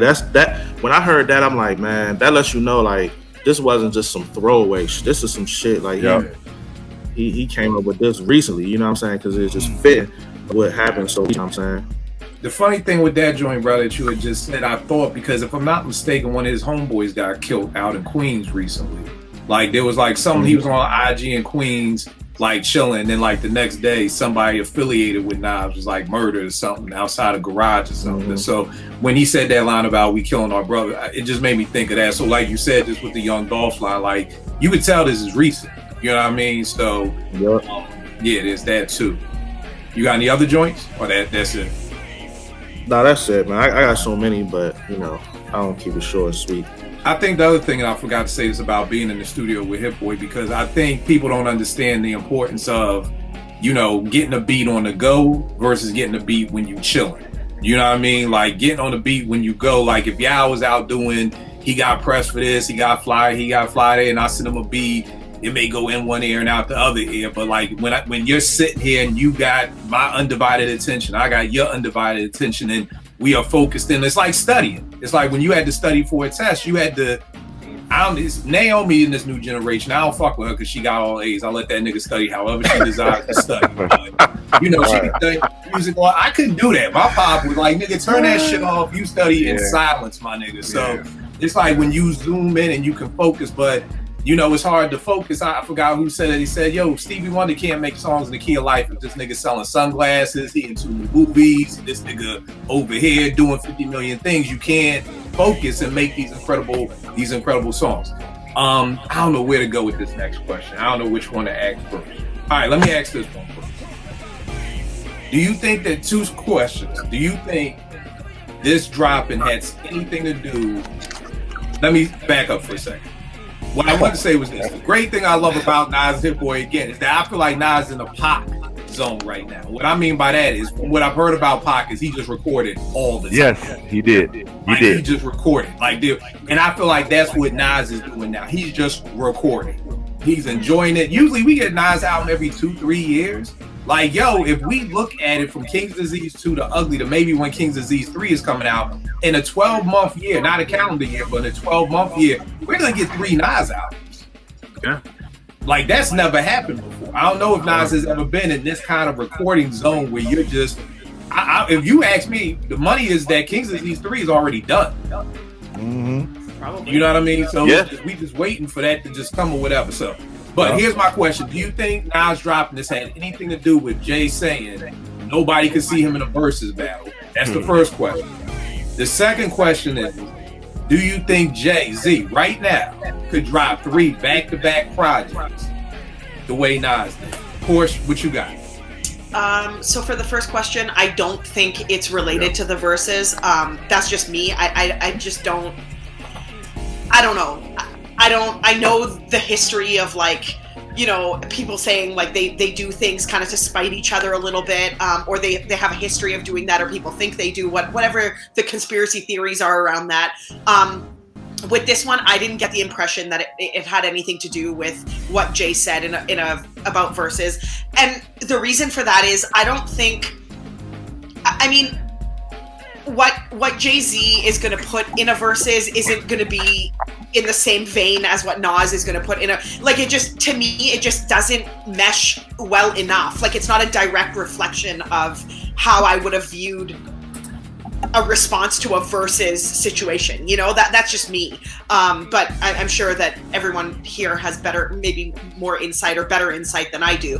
And then to the second question, I absolutely do not think that Jay-Z could put 3 back-to-back albums with this much, like, with the reception being this positive consecutively. And the reason for that is I just think Jay is not, I think he's just not into the music part of his life right now. I think he's got bigger fish to fry. I think he has way more corporate situations to handle. Like you said, I think he's got his hands in a lot of other things that the focus that he would need to... Listen, if Jay wanted to do it, he has the capability to do it. He has the quality, he's got the bars, he's got the ability, he's got every single producer at his disposal. He could absolutely do it. I think he's got it in him to do it, but I don't think his life situation allows for that, if that makes sense. Yep. I just think it's just too corporate for him right now, and the music will not have, like, his heart's not in the music like that right now. Maybe eventually, maybe we'll see that, in a couple of years or something with Jay. But I think right now, not happening. I think it does have something to do with the verses because Jay was Jay was being very arrogant. Nobody can see me on no versus stage. Nobody could do it. And I just think, and I could be 100% wrong, I just think Nas was like, yo, let's drop this shit. Like, let's shut all this shit down. Let everybody talking about Jay. He was trending for like 3 days. Let's shut that shit down. We gonna shut that shit down with this. The way Nas is talking, I told y'all niggas, I'm in rare form.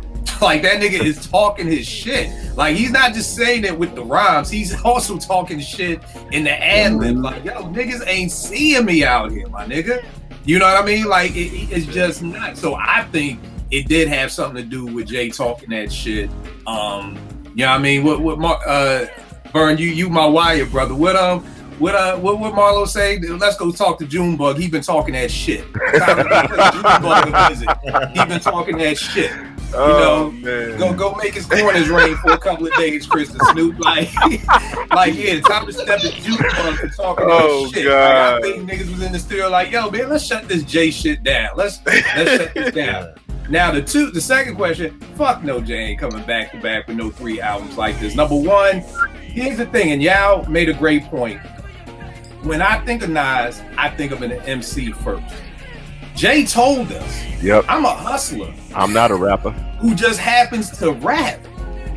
That's what the difference is. Nas is an MC first and foremost. Jay is a hustler who just happens to rap. You know what I mean? So Jay is, I think what excites Nas is the reception and making music like this. I think what's the equal to that for Jay is acquiring a new company. I think that's what gets Jay's off right now. I think that's what you want to get Jay's dick hard, buy a new company, sell title, flip some money, dude, I done brought this, I done sold that. You know what I mean? So, and not just 3 back-to-back dope projects, because not that I was shocked at, but Vern, when you was like, yo, I'm fucking with this Nas album, I was like, wow, this shit is really speaking to him, because he's not a big Nas fan. So it's not just 3 back-to-back dope albums, but it's 3 back-to-back albums that's speaking to an older generation. And I think Jay is just so far gone from that. Yeah. You know what I mean? That he wouldn't be able to speak to us per se. I guess he'd be talking about how to invest, but you got that whole would you rather $500,000 a lunch with Jay-Z and niggas be killing me with lunch with Jay-Z. Like, okay, cool. But so that would be my answer. Yeah, I'm intrigued because Jay is your GOAT. So he is. The first thing, do you think this was a drop in response to Jay talking that shit like Junebug? I don't think it was per se. However, I do think that Nas purposely didn't tell anybody about it the day before because Jay has a tendency of trying to come out with something the same way as not. Historically, like that's just I'm not lying about that. That's like it's not hyperbole. He does that all the time. Every time Nas announces something he's about to do, all of a sudden Jay-Z got a single coming out, or Jay-Z got a joint coming out, or album with Beyonce, or Unplugged after it's just shit like that he be doing. So I think purposely Nas was like, okay, I'm gonna keep this the streets, and I think purposely because he was not necessarily afraid, but he didn't want Jay to know his next move. You know what, y'all? Let me throw another question at you too, and Porsche, I'll come back to you for your answer. Sure. Do you think, I forgot who said it earlier, do you think Jay is pacing around the house right now? I do. I definitely do because one thing we all know about Jay is still a competitor at heart. Even though he's a hustler, he still likes to compete. And even if you look at Jay's history, even the young boys that he had under him, he would never let them overtake him. He never could he just couldn't give the game away to anybody. You know what I mean? He just couldn't give rap away to anybody. He still had to put out albums. He still had to put out joints. So I definitely think Jay's in his lab right now, like wavering right now. Like, yo, should I put something out? Should I lock in on the album? He might have called No ID, like, yo, come through the studio. And like poor shit, he literally has everything at his disposal and he could do it. But I don't think Jay is capable. Not necessarily capable. I don't think Jay wants to put out 3 projects within a span of a year and a half and have them all be dope. It's a lot. It's gonna be a lot for him to do, and it's going to take away from his business ventures and things like that. And I think he's really locked in on that, like you said, Kill. But like I said, I do think Jay-Z is definitely in the shower thinking of his dopest rhymes right now. Oh God! I hope he comes better with something than that old B, but not the new B. But I did it with the old B. Kill, it's mad funny you said that because my man Jamar called me yesterday and said the exact bars you're saying. He's like, yo, we don't want to hear that. Like, he's like, the way Nas is talking to us, we want to hear Jay talk to us like the way Nas is talking to us. Yeah. You know what I'm saying? Like, I don't want to hear about 1B, 2B, billions, Beyonce, none of that shit. Yeah. Talk to me like a grown-ass man. Talk to me about what you're going through. Talk to me about fatherhood in your 50s. Talk to me about shit like that. You know what I mean? Like, what's going on with you in your personal life? And not to say he didn't do that on 444, because he did touch on that. But the Nas is talking about, and maybe Nas is talking about regular nigga shit. Yes. Here's the thing, quick question. When was 444? I suck with dates. How many years are we back with 444? Was that 3 years ago? 4 years ago? 4 years ago? 3 years ago. Okay. I'll tell you. I want to say 2017, 18. And the thing that I want to just pay for folk watching too is that you got to realize Nas rich too. Yeah. So it's not gonna. It can't just be, oh well, you know, Jay can't do it because he's rich now. He's not living in Marcy. Well, Nas ain't living in Queensbridge. Nas is rich too, and he's but like Nas said, Nas still pulls up to the baby shower with some of his OGs. He said it in the album, I still pull up to the baby shower and chill and have a couple Coronas. Jay don't do that. He's not in that space. He don't feel like that's him. Yeah. Right. So Jay probably never did it even before he was Jay-Z today. I don't think that's in his makeup. That's not his makeup. Like I said, as a competitor, Jay is definitely crafting some rhymes in his head. It could be just one rhyme that he wants to be ridiculously dope. You know what I'm saying? But not to say he's under pressure, but he wants to compete. Just at his very nature is what he wants to do. So you think Jay can do 3 albums back to back on this? No, I don't. I don't think he could, but I do think he might try to put out one album, definitely. All right, cool. Gnu, what you think? You think, number one, did this drop because of Jay talking that shit? Is Jay home steaming in the shower? And can Jay put out 3 back-to-back albums like that? All right, well, the first question, it's funny that you say that because I forget what podcast it was on, but it was Havoc. And he was talking about how Nas has a real slick way of dissing people. You know what I'm saying? Because I didn't know that Nas was. I don't know who Nas was coming at on that track. Thug Life Is Mine with Mobb Deep. Okay, it's mine on. I know the joint you're talking about. Mm-hmm. Yeah, but he was saying like, they didn't know that Nas was coming at somebody. So it's funny that you said, Nas has a real funny way of, responding and dissing cats. But what was the second question? The second question is Jay steaming right now? Is Jay trying to? Is Jay calling Just Blaze and no ID? Like, yo, send me some shit. Hell yeah, definitely, man. Because like I think Rec was saying how historically Hov is always coming out with projects. As soon as Nas is dropping them. So Nas is kind of keeping his quiet, man. So he was like, yeah, I'm just gonna put this out. But yeah. The third is, do you think Jay can come? Do you think Jay-Z could drop 3 back-to-back projects like this to be at this 4.5? Because it seems like that's what we do a consensus of the trilogy. It's like averaging like a 4.5. Do you think Jay could give you a trilogy of albums right now that could be his output? To me, his output is not like that. So I could see him maybe putting out one. And I don't see it having the impact of any of Nas's albums at this point in Jay-Z's life. Only because of his focus. Like everybody's been saying, he's more in the business ventures now than focusing on the music. He's not really tapped in with the people. Even when Hov does appear on features, he still rhymes like he's above you. Yeah, he's above you. You know what I mean? Yeah. So. He's still like not able to relate, to the people. So I don't think Ho will be able to pull off a 3 albums in a year and have the same impact that Nas had.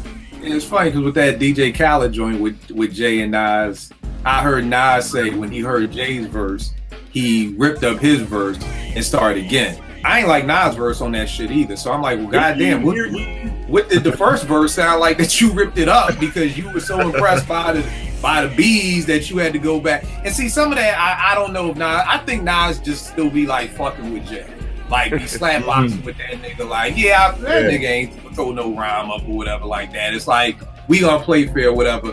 Rob, what do you think? Do you think? Well, 3 questions. Yeah, I don't know. That first question, I don't know, man. Like, possible, you know what I'm saying? I do know that I feel like he's dropped it as a surprise because he knows that Jay-Z always drops stuff around time and he put stuff out. Like, it's happened so many times. It's not a coincidence no more, bro. Like, I suck. Now, y'all know me. I'm times, old. bro. My memory sucks. When are some times that Jay has done that? Bro, he just did it.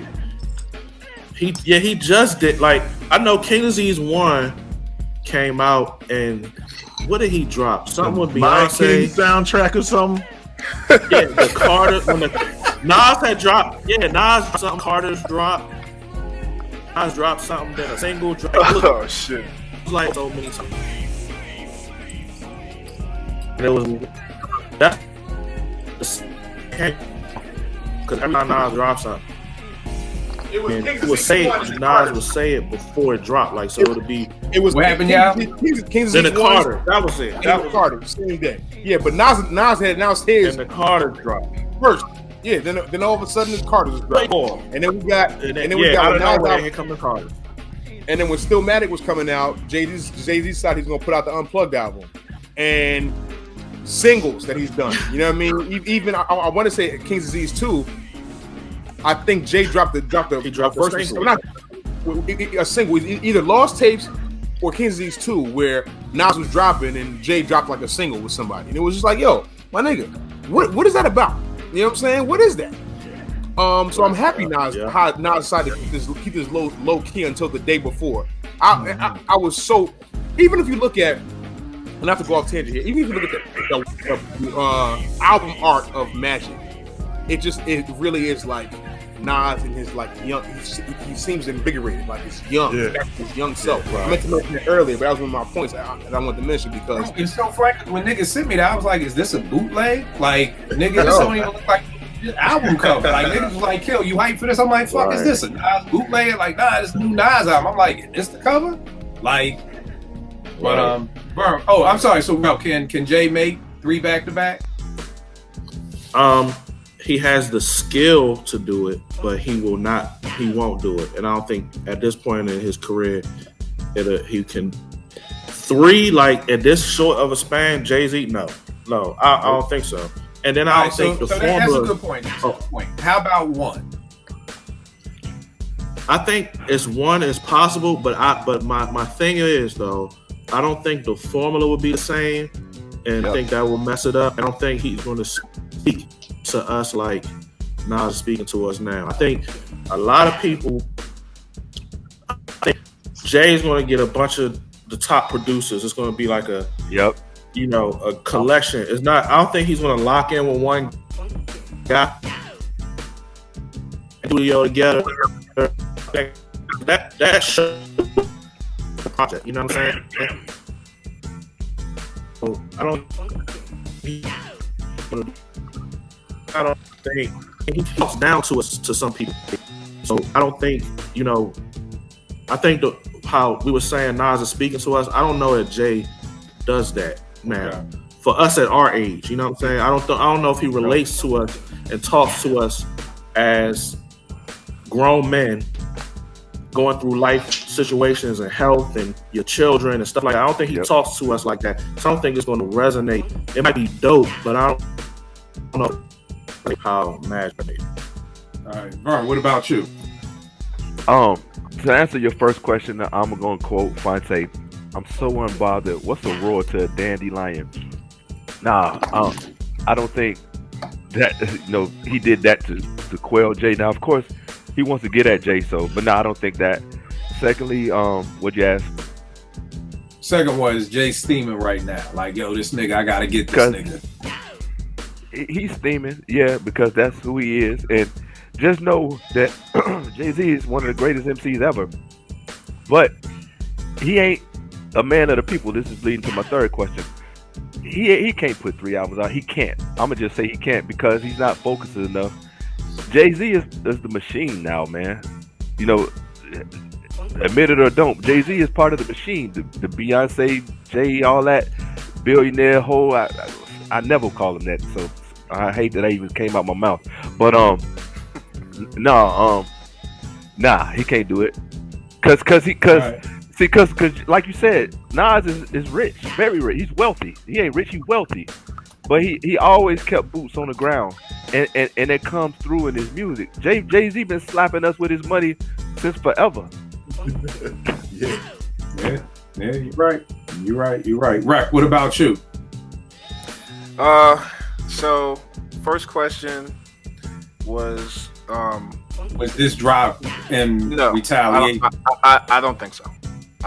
I think Nas was gonna drop it secretively, but I don't think it had anything to do with Jay-Z saying whatever he said. I don't even know what the fuck he said, to be honest with you, but I don't think it had nothing to do with it. He basically was saying nobody could fuck with him in the verses. I think what's just stuck in my mind is that this nigga dropped Ether on this nigga birthday. Like, to me, that's the illest diss.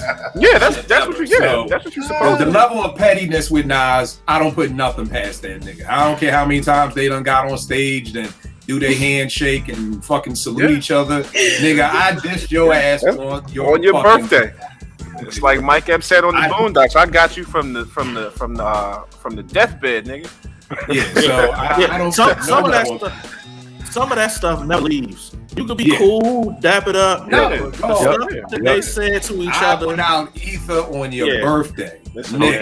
You go on record and put that you done smashed my baby moms in the back seat. Yeah. I'm never forgiving you. And I got look how my man said I got heat for niggas like you. I can't forgive you. I can't forgive you on that one, bro. I'm sorry. It's Farrakhan. Any other preacher you want to? No. Ain't no dap. Ain't no saluting. Ain't none of that. Ain't no business. Nah, bro. That is a dick riding faggot. Like that's like you a dick riding faggot. Listen, like what? That's like fighting. Those fighting words, bro. That's fighting words. Sorry. And on your birthday, you was probably in the club with your girl, and I'm telling you, so I don't put no level of pain. Yo, Owen Sparks, when they first heard it, they was it was in the club. It was in the club. When they first heard, you imagine that, bro? Like, dog, I remember Jay on that interview with Angie Martinez. That nigga was dead. His soul was eaten. I never heard Jay-Z sound so defeated. He did sound in that interview on Angie Martinez, man. You know what I mean? And again, I just coming from where I'm from, niggas never forget shit like that. Niggas never forget shit like that. We may smile for the cameras, but I just found out that Monica punched Brandy behind stage one time, right before they was about to perform The Boy Is Mine. Like, yo, this shit, we could perform on stage right after I snuffed your ass, but like, it ain't sweet. So, Brad, can Jay make 3 back-to-back albums?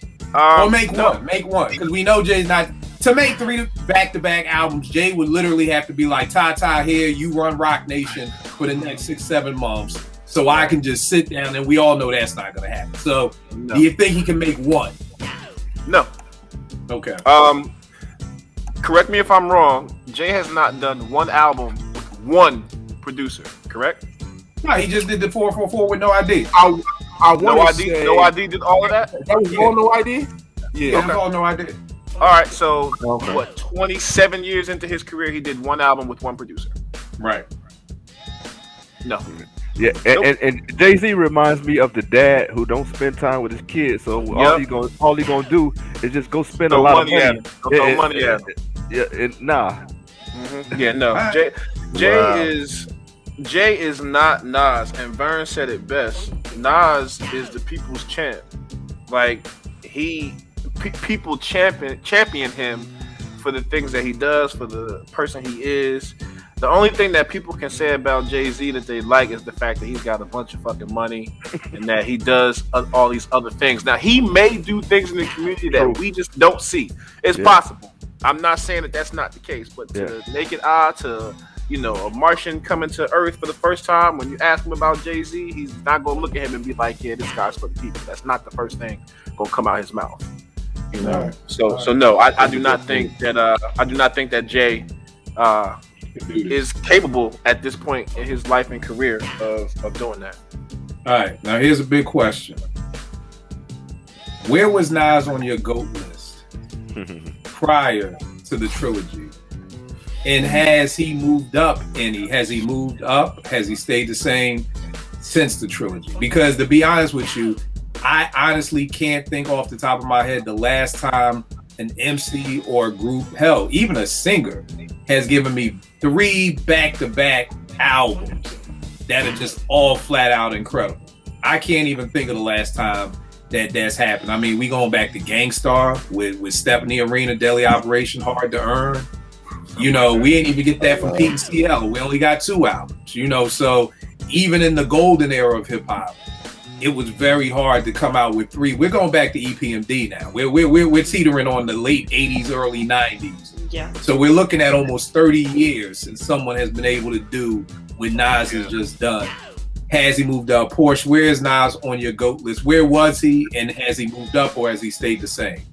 So Nas is my second, all-time list. He's number 2, and he hasn't moved up or down. He's just stayed the same. I think this just cements it. It doesn't really affect the ranking. It just cements the ranking, right? So it's like, now, how does someone else kind of push past that? For me. But no, like, Nas has been number 2. He's cemented at number 2, and that's just it. All right. Yeah. This is gonna be hard for me to say, y'all. Nas has been at my 3 spot for probably the past 10 years. It's been Biggie, Jay, and Nas. I'm gonna say some shit that I may have to renege on later. So everybody don't quote me, because I may have to renege on this shit. Hey, at least you prefaced it. Hey, we gonna go into me. I will say I was wrong. I have no problem saying I was wrong. I always tell people I hope I'm wrong. Because what did I tell y'all niggas? I hope I'm wrong about Ben Simmons. Didn't I say that? You ain't. I ain't never say I want to be right. I said I hope I'm wrong. Because if I'm right, we're fucked. And what are we? Fucked. So I don't like being right at 47 anymore. I'm gonna have to say Nas is my number 1. I'm gonna have to say, after the trilogy, that he has moved up. Big will always have that place in my heart. But I just think at a certain point, I had to ask myself, is Big my number 1 out of the love and the admiration and everything he brought to the game? And that's true, but I don't know if you put an asterisk on it because he passed away. I don't know what I'm doing with it, but I'm just saying, good point. Now and again, you may catch me on another day and I say something else, but I actually really put some thought into this. I'll say this: bare minimum, he's number 2. Bare minimum, so for me, he did move up. He moved past Jay. You know what I'm saying? Is he gonna move past Big? I don't know, but putting out these back-to-back albums, and God forbid if King's Disease 3 is anything like this. Yeah, I think maybe I'll say that. Let me come back at that. Let's see if he leaves strong Big. So I have a question for you, Kill, when you're done. Yes, sir. All right, so if he's at your number 2 and Big is at your number 1, what keeps Big at your number 1 with 2 albums? And it's just a question. I ain't leaning left or right. I'm just very curious.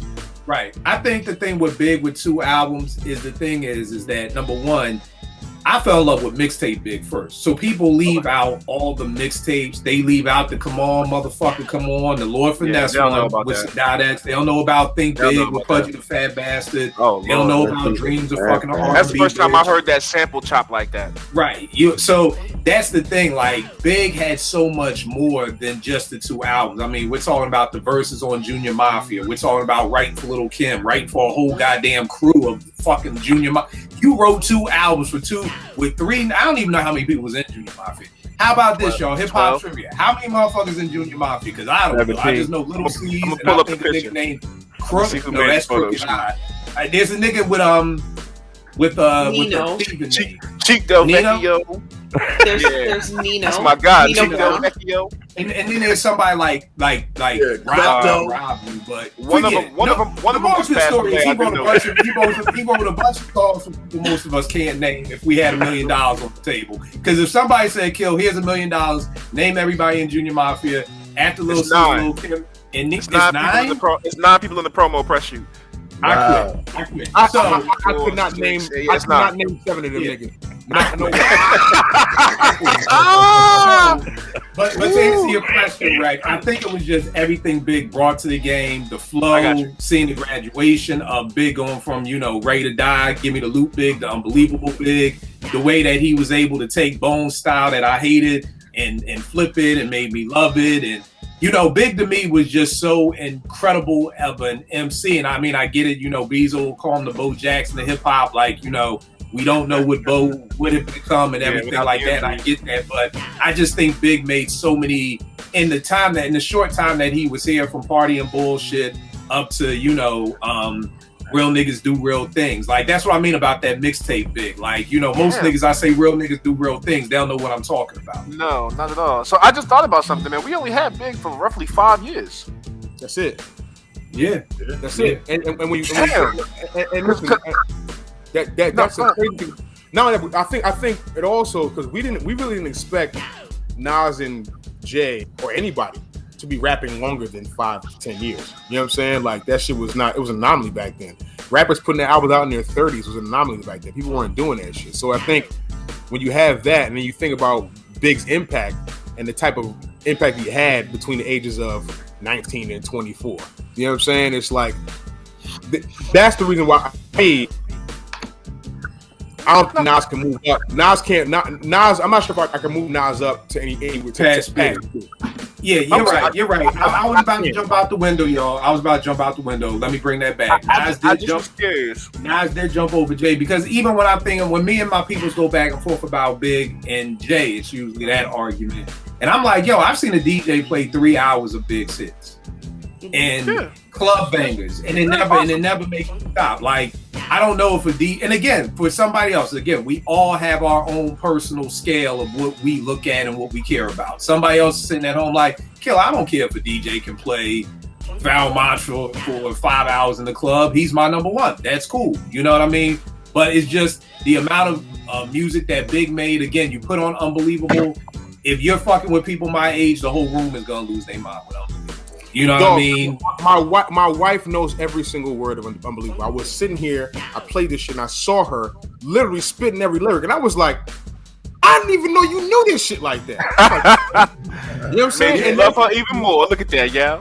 And that's listen. That was Hip hop was a requirement in my relationship. That shit is not negotiable at all. But like that shit was just like enlightening for me. Like that let me know that Big's impact his reach was far greater than I ever even imagined. You know what I'm saying? I didn't even know my wife was into Big like that. She don't play Big songs on the radio. You don't know it. I do. You know what I'm saying? I do. But it was on. I was sitting here. The TV was on, and she's just like, just feeling like.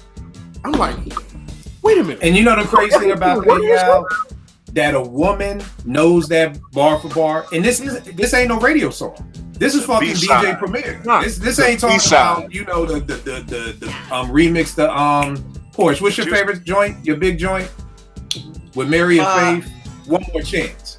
Yeah, One More Chance remix. Like and again, I'm not trying to disrespect any women. The average woman, you expect them to know the One More Chances, the radio songs. You don't expect them to know Unbelievable. You know what I mean? So again, I will say this. Let me take it back. He has moved up over Jay. He's at number 2. He was at number 3. Okay, that's where he's at for me. What I was gonna say, I know I always tell you I fluctuate between Big and Jay as probably my number 1 and 2, but I just can't put Nas over Big. I just can't. You know what I mean? You know what I'm saying? It's just for me. Now over hey, this is why I keep smarter people around me. Y'all brought me back. I was about to jump out the window. Now, I saw the disappointment in Porch's face. You know what I mean? I can tell you, my heart actually. I was literally thinking, I'm gonna have a conversation with Kill off air. Wow. We're gonna need to talk about that. I know You had her the so roller well. coaster Her feeling. head tilted to like the side. I was like, "Fuck, okay, let me think about this. Let me bring this back for a minute." So yes, Nas has leapfrogged Jay, but I do think with that said, another reason why I think I might have to leapfrog Nas over Jay, and it was tough for me to do too, because you know how I feel about Jay. Bruh, you listen, Rec. Here's the thing. Check your motherfucking temperature over there, boy. What's wrong with you? Hey, look, I'm just coming on cold. You never know what might happen. You know what I'm Okay, saying? listen, man. Look, I know you fairly well now. You over here talking about Jay. And Rec, you know me. You know what I'm saying? We've had alcoholic beverages in a hard standing building together. Yeah, I know. No question. I thought randomly, I fucking ran into Rec in Houston. I was like, Too tall niggas. Too tall. Rando. Y'all think I'm tall? I'm telling you. If you see Rec, you're gonna think he plays stretch 4 for the Rockets. I promise you, yo. I promise you. So the thing about reason why I think I moved Nas over Jay, and I think the thing that's inevitable right here is that post Blueprint Stillmatic, Nas has easily had the better catalog. Easily, far and away. Like when you think about Godson. I know people are not into the double album like that, but I love Nas's double album. I love this. I love the collab he had with Damian Marley. Then the Nigga album. Then Life is Good. You know what I'm saying? Like Jay has not put out enough music since then, and even the music he's put out with Blueprint 3, which I liked. But he's got, I don't say does, but Magna Carta was not a great piece of body of work. It hasn't aged well. I think a lot of Nas's music has aged far better. Like I said, post Stillmatic Blueprint, post the beef. I think a lot needs to be said about that because Nas has been consistent. He might have a couple of duds here and there. Nasir's a dud. So it's really just me and North? Bro, we are the only two people who like that album? I literally loathed that album. There's one song. I was so mad. I was so angry, yo. Like the only song I have. Here's how you know I'm angry about that record. I only have one song on my Apple Music from that album. I have one song. What's the song? Bonjour. I think Bonjour. Damn, niggas ain't even like Cop Shot the Kid. It sounded. I know one person who did. It was a bad. It sounded forced. It was. It sounded forced. Like I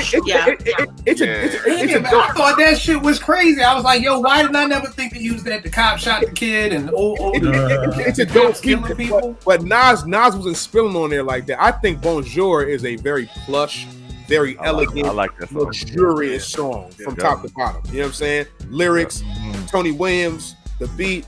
Everything was crazy on that, but everything else on that project, I literally had to take off my fucking Apple Music. I don't do that with albums. That may be a good way to look at the game. Post the beef, so post Stillmatic and post Blueprint. Like that may be a good way to start looking at the game. It's evident. Nas has put out more music and he's put out better music. It's evident. Yeah. Okay. I never thought about it like that. Yeah, saying it, it means something to me. All right. So he frog that. Bro, where did you have Nas on your list? Oh, so he ain't going nowhere. Okay, so he's still. I had number one, and he's still number one. But I want to get some insight on like cause like the whole Biggie thing. Like when I talk, when they say the whole albums and all that, yo, like his impact. I'm gonna give you a story. Like my mom was not into rap at all, and I was playing the double album and More Money, More Problems on, right? So of course she heard that and she would like it because that's Diana Ross. You know what I'm saying? Mm-hmm. But she went and purchased a CD. She liked it so much, and I'm in the house and she's listening to like Niggas Bleed. And I'm like, Oh, shoot. Rel, you know what it is, Rel, about that album, that entire album. That shit is mixed impeccably. It sounds great. sounds so good. Yeah. You know what I'm saying? Yeah, So even that's like that should be on in the background, and it just sounds so good. A lot of old people won't even pay attention to the lyrics because the music sounds that good. You know what I mean? So yeah, that's a good point. That's a good point. And she loves that. You know what I'm saying? And I think Big is just, I can't explain. He's just different. His impact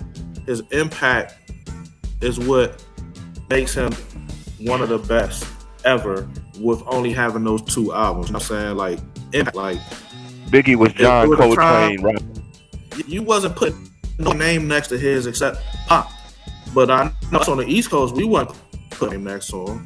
You know what I'm saying? Mm-hmm. Big was that guy, and he will always be that guy. You know what I'm saying? Nas is just my favorite rapper, so that's my choice. You know what I'm saying? But I understand when people say nobody's going to leapfrog Biggie because like that impact was just crazy. I mean, I told the story. I stole the car to go get the seat. You know, I ain't gonna get into that again. But you done risk life and limb for Biggie. So yeah, you know what I'm saying. So I understand. And I think too, with a lot of times with folk, I feel like with Big, you had to be there. You know what I mean? Like I think people who may not have been there can understand it. But when I'm getting into those conversations, and it's a certain age gap, because I always talk about this on Twitter. People like, Kill, I'm your age. How old are you? I'm 41. Nigga, you ain't my fucking age. You 6 years younger than me, nigga. Yep. When I was in 12th grade, you were in fucking 7th grade. My nigga, we are not the same. And that's you gotta go back to high school years, because those are the most impressionable years for you as a hip hop listener. There's no more years that are gonna be more impressionable than those years. You're gonna, and you said this to me, Kill, I believe, niggas that listen to Illmatic came out in 94, right? If you were 15, you listen to that album way different than a nigga who was 12. You just do. And it's the reason why that same 12-year-old, when he turned 15, it was written more than Illmatic, and why the nigga who liked Illmatic is not really too keen on it was written. Yeah.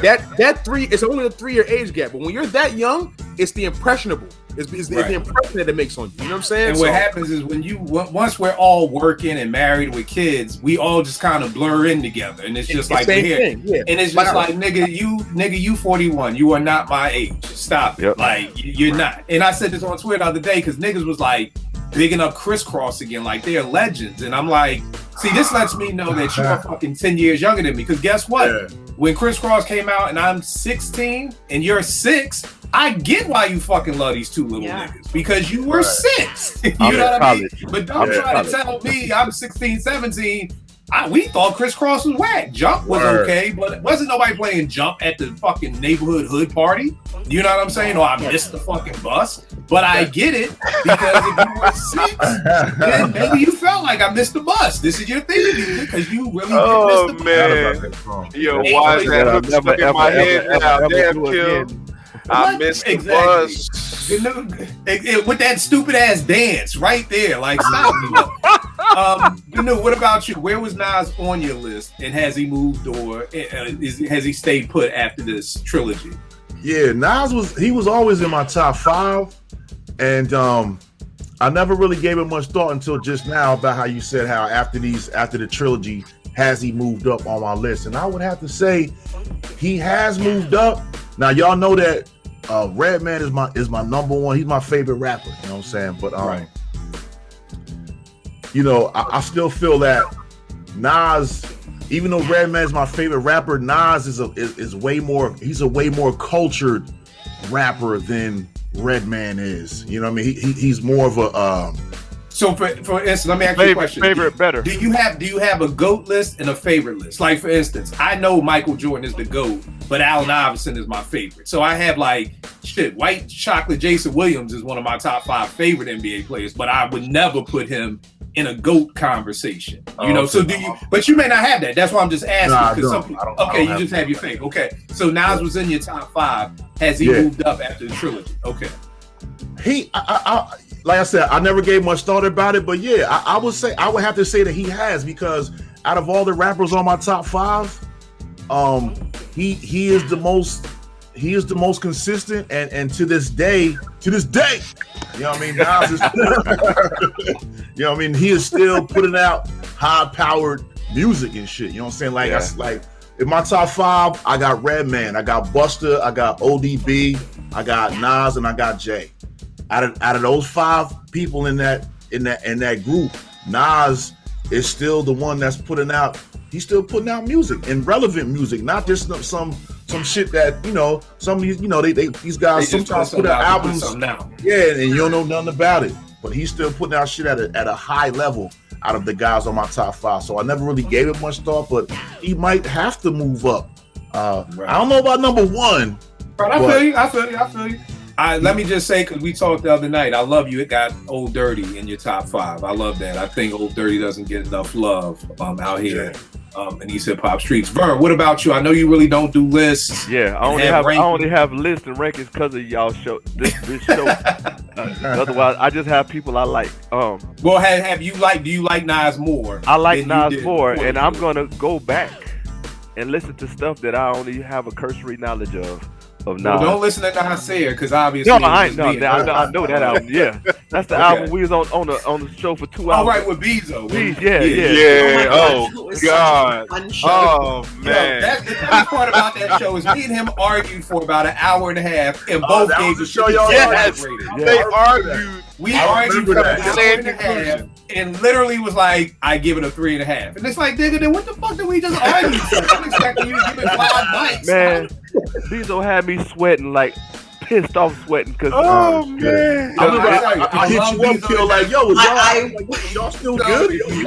I love you, good brother. I tell this story all the time. Man. We were coming back from VA. It was me, Bezo, and my man Jace, and he was like, yo, what is y'all favorite Mobb Deep song? And I said, Quiet Storm. No, I said Quiet Storm. My man Jace said Quiet Storm, and Bezo said, nah, y'all fucking wrong.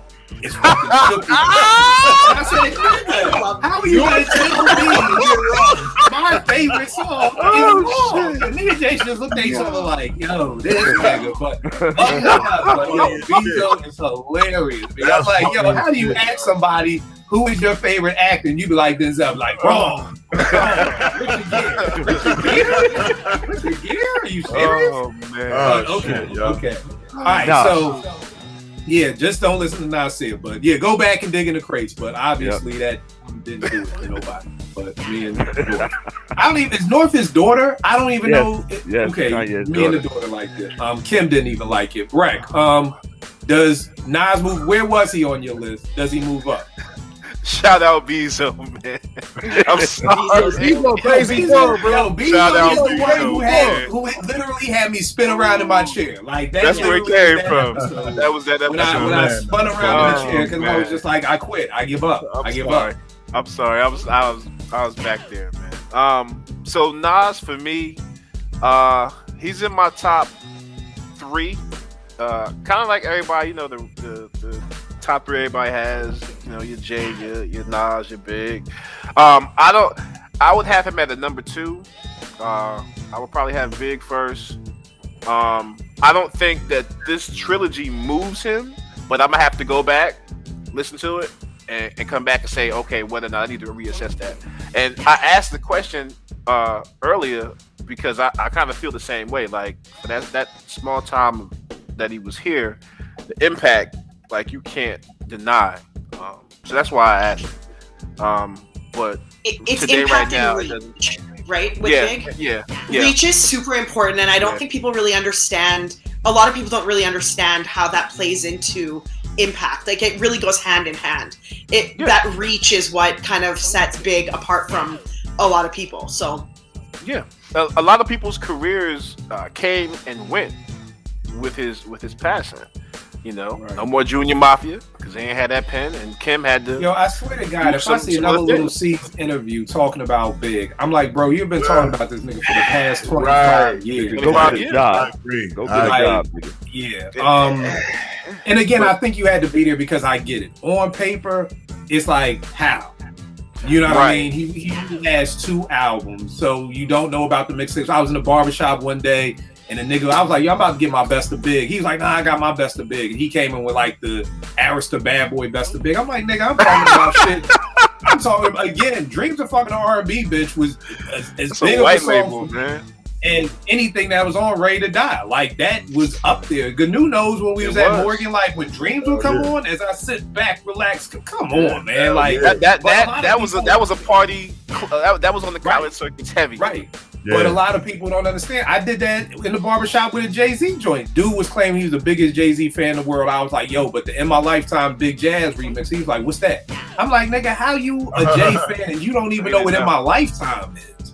You know, so again, I think for folk at home, I get it. It's almost like, how did this person become a legend in this short period of time? But I think Porsche said it, reach, influence, just at the end of the day, I don't think anybody even was getting that title King of New York. I don't even think Big gave that to him. I think the Source gave it to him when he was on the cover. Yeah. You know, when they gave him the King of New York. You know, nobody was really, Big was able to talk that, get money, and he was able to just do what nobody else would do. Like when you'd hear It's Juicy, just it's a lot of things, and it's a lot. I don't like to say the whole you had to be there. I try to give people the benefit of the doubt, but with Big, because it was such a short time, he was really like it was his entire presence and the way he sort of handled all of hip hop at the time. Right.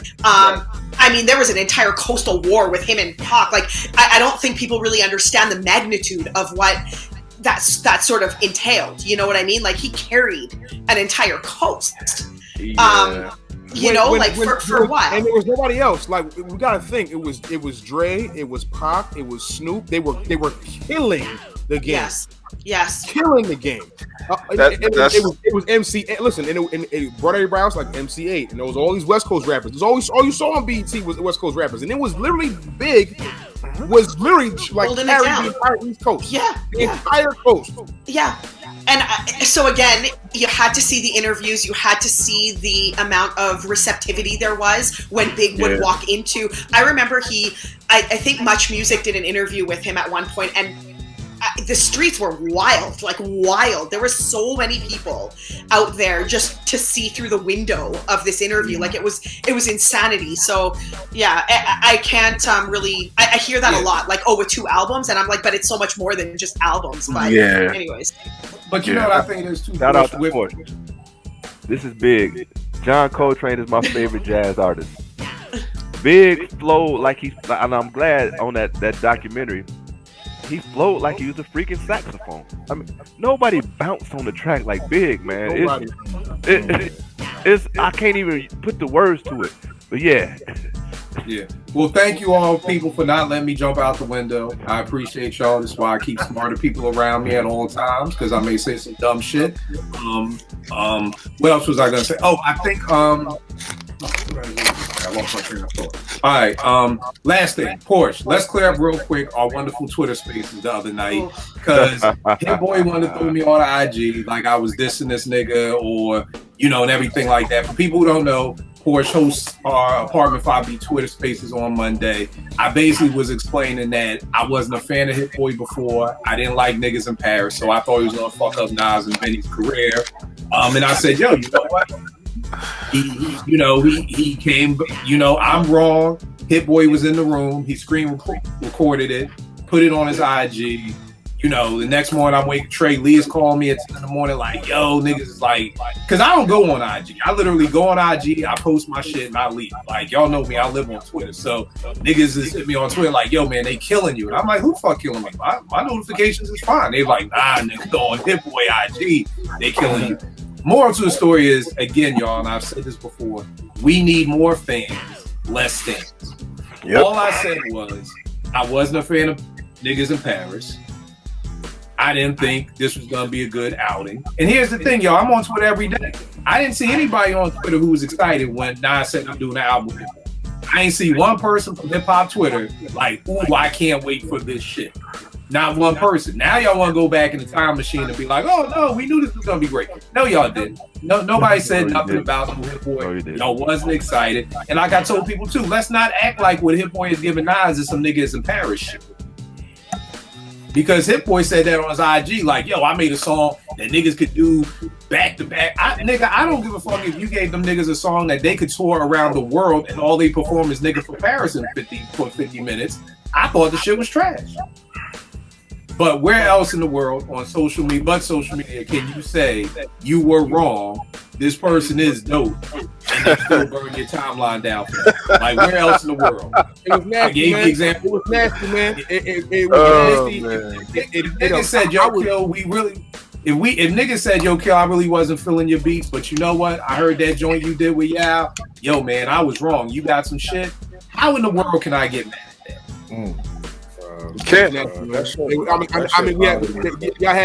Y'all had verified rappers saying he wasn't valid, and I said, "Yeah." Like I first of all, I think under the post, I was like, Porsche. I don't know what it is, but I'm not sure. Is everybody literally like listening to every single word he says? They weren't. The comprehension button was going for a couple of days.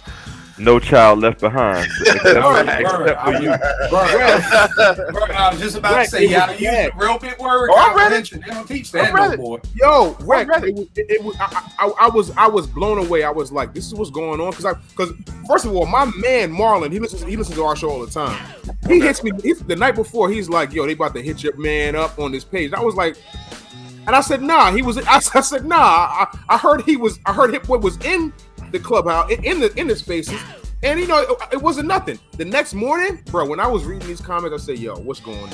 I checked back in the afternoon, and I'm like, niggas are just really just oblivious and not like really listening, or they're just looking for attention. These are the only two explanations I was looking for. And like I said, for verified, cuz that came and told my man Kill he wasn't valid.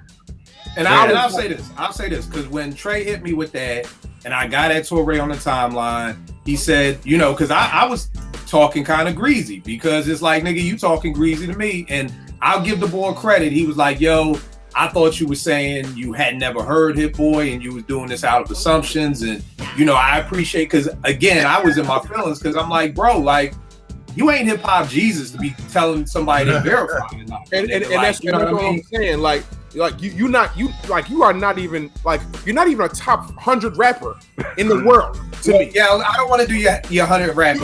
I like your 100 rappers. Like I'm Fred the Godson. I listen. Yeah, let me explain something to y'all people watching. When Yao says this, Yao will write down 100 rappers who are better than this person. I mean, Yao will do that. I'll do it. He will do it. He has done it. I'll do it. But like my thing is like, yo, bro. Y'all was like, Fred the Godson is better than Guru. I was like, Fred the who? Who the fuck is Fred the Godson?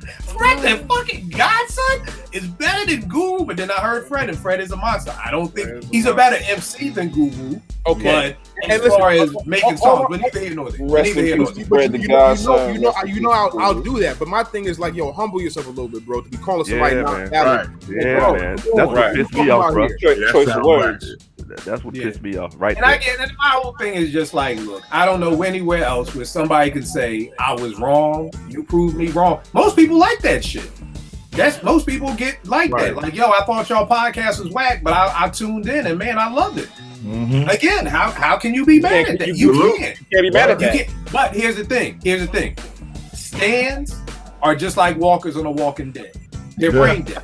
They have no brains. When you think about The Walking Dead, they move in herds. They just move all together. If y'all watch The Walking Dead, I used to be a big The Night of Living Dead fan growing up as a kid. They all walk together. You don't see no damn walker just chilling over here by himself. No, you see walkers. And that's the way these stands move. They move together. They move as what pride you say one of my favorite P lines? People form around me like a force field. Like that's what these stands do. You say something about their favorite rapper and they form a force field. That's why I call them the Secret Service, because they'll take a bullet for their favorite rapper or athlete or whatever. They're the Secret Service. Yeah. So that's what they did. So all they heard was, I thought Hit Boy was gonna ruin Nas. That's it. And from that point on, they turned off their ears and just went in on that. And I get it, but it's just, y'all, come on. We need more fans, less stands. Again, I salute Hit Boy. He has given Nas some of the best beats of his career. My man Bill said it best, that Hit Boy is now able to sit down at that table with a Premier and a Pete Rock of other people who have produced for Nas. And he's able to be at that table and have a conversation because of what he's done. So just wanted to clear that up. It's no Hit Boy hate. It's no hate for nobody. But guess what, y'all? Everybody isn't gonna like everything. And that's the thing that I need these creatives to understand, that when you put upload on your beat, I've never been a fan of that Erykah Badu bullshit line. I'm an artist, I'm sensitive about my shit. If you sensitive about your shit, then play that shit for your homeboys in the backseat of your whip. Do not hit upload the DistroKid. Do not hit upload the SoundCloud, because the second you upload it, you are now giving people permission to say they like it or they do. And if your skin is not thick enough to be able to hear somebody say they don't like something, this is not the game for you. It's that simple. So if you're an artist and you sensitive about your shit, keep your shit to yourself then. But the second you do, so even if I said, yo, I think Hit Boy is whack, that's my opinion. That's your opinion. And that's just that. Yep. That's just that. But you know you can't have that in 2022. Listen, man, I'll take a bullet or put a bullet in somebody for my wife, and I don't like everything she does. So what the hell do you think, Mr. Rapper, that I'm supposed to bow down and tattoo your name on my arm because you make music? What's wrong with you, man? But you know what, Vern? Here's the worst part. And y'all, not y'all, but people watching, y'all always think I'm joking because people get at me about this. Like, Killer, you see, I'm dead at. It's a love deficit out here, y'all. Yeah. Oh, yeah. What to be down with something. Like I said, when we were growing up, Yeah. We didn't have the Kanites. If you was a Big Daddy Kane fan, you didn't walk around like I'm a Kanite. Yeah. You know what I'm saying? If you was a Rakim fan, you didn't walk around like I'm a Rakimonite. Like, no, you just like Rakim. And guess what? When Big Daddy Kane did some whack shit, we was like, yo, that was some whack shit, Kane. Like, yo, why you in the video with this purple shirt? Like, you look whack. What's wrong with you? Stans can't do that. Stans can't say, oh, that's not good. If you are a stan, it's like, and that's what I said to Torre. I said, yo, bro, I made a mistake and I corrected myself. What was I supposed to do? Do a Slim Charles? Like, even if it's a lie, we fight on that lie. Fight on the lie. Like, no, I'm not gonna do a Slim Charles. Like, if I'm wrong, I'm gonna say I'm wrong. Like, how is that the wrong thing to do? Like, I thought that was grown man shit. Like, I'm just supposed to fight on that lie? No, that's stupid. But again, I just beg people, again, stop being stands, y'all. It's okay to say you don't like something. Be an adult. Have an opinion. It's just one thing to add is the Twitter Spaces was an hour and I believe it was around an hour and 20 minutes. Hit Boy posted 1 minute soundbite of that 1 hour and 40 minutes. Then people are only listening to 25 seconds of the 1 minute of the 1 hour and 20 minutes. So I just urge people to have an opinion, share that opinion in the comments. Of course, absolutely. But at least listen to the full minute and understand it and maybe run it back a couple times. It'll be less than a track on an album, you know? Right. Run it back a couple times, really understand what's being said, break it up, break it up into pieces, understand those pieces. Just understand those pieces and then come up with your opinion. And if you still want to say that someone's hated, because it snowballed into, well, this dude hates Nas. Yeah. It just snowballed into something so far left of whatever was being said that I wanted to respond, but I was like, how do you respond to like 1,000 people that have literally all? It's like there was an open window and 1,000 people raced to jump out of it together, and I was like, okay, well, I can't be the one to like pull people back because it's just like spread like wildfire. So just in the future, if you hear a sound bite, just run it back a few times and understand it, or ask the questions like, hey, did I hear that right? He said he was wrong and he gave Benny's album 4.5 mics and this album 4 mics. Did I hear that he hated Nas? Like, ask that and have people, respond to you and then come up with a good dialogue and say what you got to say. I agree with you, sis, but here's the problem. Walkers don't have brains. Hey, Kill. A stan is not going to make a little thing like sense stop an argument from happening. They're not. Yeah. So what you're saying makes perfect sense to somebody who has a brain and for somebody who can think. But when you're moving in a herd of people, and I call them the boy toys. If you are a Hit Boy stan and you're a boy toy, y'all know me and my stan. You're a boy toy. Wow. Then all you're gonna do is defend Hit Boy. So again, stop being a stan, y'all. Get a brain. I understand it's a love deficit. Like we told you, the Church of Apartment 5B, we take tithes and offerings every week. You can come join our church. Come join our fellowship. You know what I mean? If you want to be down with you can be down with the crew. But please, again, we don't have me. I give outvoted on my own podcast all the time. Have your own brain, have what you say. I don't want other people around me who agree with me all the time. That ain't no fun. Who want to be around somebody who we all be saying the same thing every week? I wouldn't even want to watch that. Right. So it's okay to have a crew and disagree. That's what life is supposed to be about. But neither here nor there. Ern, you have one more thing, and then Kill, you made me think, and I think Portia said it too. You said this before, Kill. It's like I Am Legend. Don't be that thing bashing your head to the window, man, because I don't agree with you, because I'm still not going to agree with you. You're not going to change my views on something, so why put yourself through all that? I don't know. I will say this though, them stands on IG make me not be as mad as the stands on Twitter, because y'all, them niggas on Reagan 80 crack over there on IG. Like that's a whole nother level of standship that I wasn't even ready for. Like there were literally like weird. 900 comments. I was like, oh, this is that shit. I ain't never heard this before. But you know, again, take a step back. I still want to do a study on a stand. You know, just like on I Am Legend, how Will had him locked up in the basement. He trying to study. I want to study y'all brains. Was it not enough hugs? Was your daddy not around? Because I tell you this, if my pop saw me talking about another man, the way y'all be talking about y'all rappers, that nigga would have punched me in my motherfucking mouth. And that's some real shit.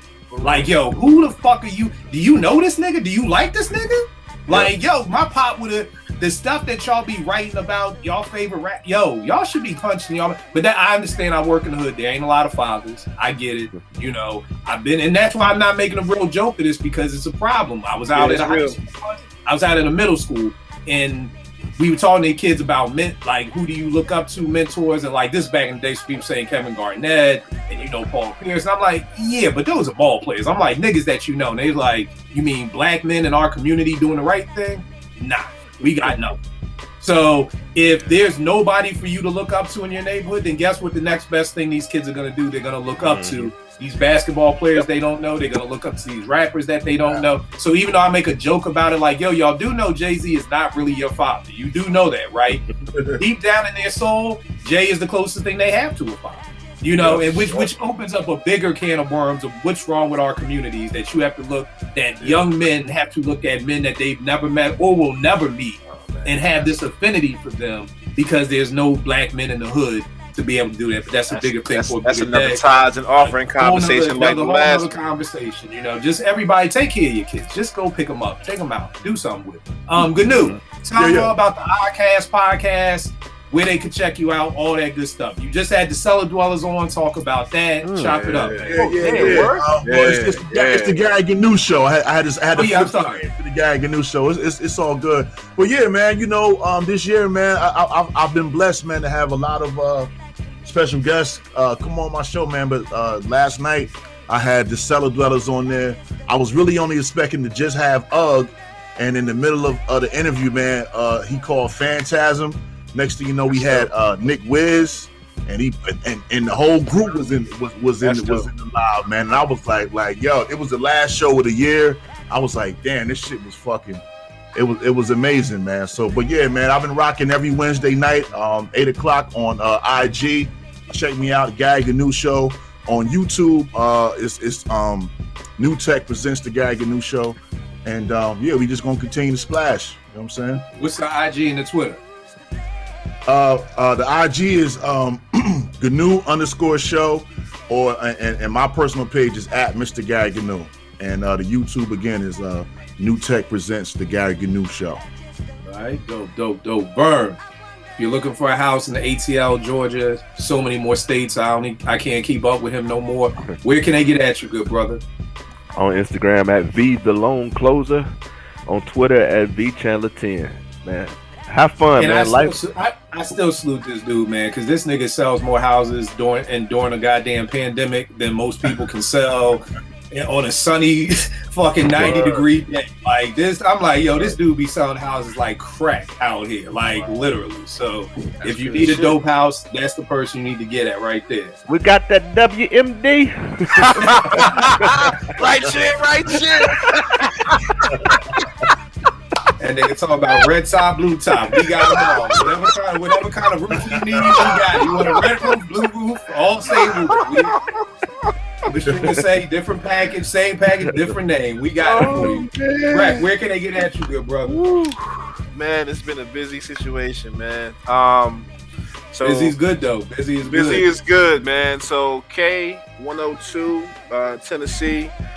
This weekend I'm on Friday, 2 a.m. I'm on Saturday, 2 a.m. I'm on Dallas Fort Worth Radio tomorrow at 3. I had to write it down.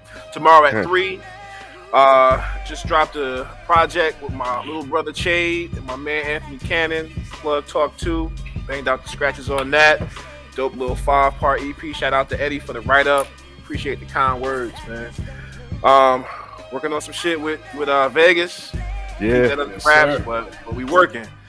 Trying to get my man Yao G's. I got to get on his timetable. We got more work to do. Yeah, we got more work to do. I got to get on his timetable. So just again, man, just blessed to be in the space with y'all, man. Rel hit it on the head, man. We keep each other sharp. Yeah, man. And it shows, even though if we're not actively seeing it, the circle you keep around you. Oh yeah, man, that's your network, man. It keeps you where you need to be, and if it's not the right circle, you need to change some things. Fortunately, I got the right circle around me, so yeah, it is what it is. That's what it is. Yao G's, give them everything, good brother. All the music, all the albums, everything that you're doing, man. You know, got albums. I got a pretty dope catalog on Apple Music, Spotify, and all the streaming networks. Just go streaming platforms, I should say. Just search Yao G's, YAWGEZ. Follow me on Twitter, Yao G's Music. IG is Yao G's Music as well. Working on Hump Day 2 right now. Oh, say less. Yeah. Working on Hump Day 2. You know, like I said, it's been a little while since I wrote. And I you know, as artists, we get into these spaces where you just got to take some time to chill to yourself and kind of reinvent. So that's what I kind of was dealing with last few months. So got some more TV projects coming up with ESPN Undefeated that should be dropping in March.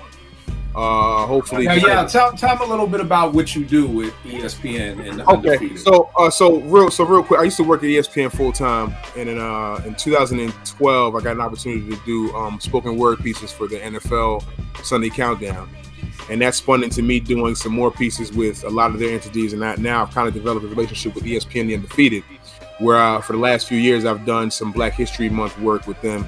The first year was just kind of like Black philanthropy. Last year was Black coaches. This year we'll be doing Women's Month. So that should be dope. Where I do spoken word pieces, just kind of like, you know, giving these people their flowers just in a different way. You know what I mean? Like that ESPN and some of their demographic hasn't seen before. So I do rap and spoken word, like giving these people their flowers for the month of February, and this year to be March, Women's Month. We're saluting a lot of dope women that have been in dope spaces, not necessarily just sports, just in culture, fashion, you know, media, whatever the case may be. So that's what we're working on for this coming March. We got some other TV projects, hopefully some more HBCU stuff that we're going to be doing with some other entities. I had a pretty good year this year, all things considered. You know what I mean? So we're hoping to build on that and really just to put out more content and keep building the brand. You know what I mean? So me and my man A-List have developed a thing called theme music. Where this is the type of music we do about just based on sports and culture. We just try to, you know, do something different for the culture to kind of like uplift our athletes and our people. Like I said, our people in the culture. So just check me out. You can follow Theme Music as well. That's THEME_MUZIK.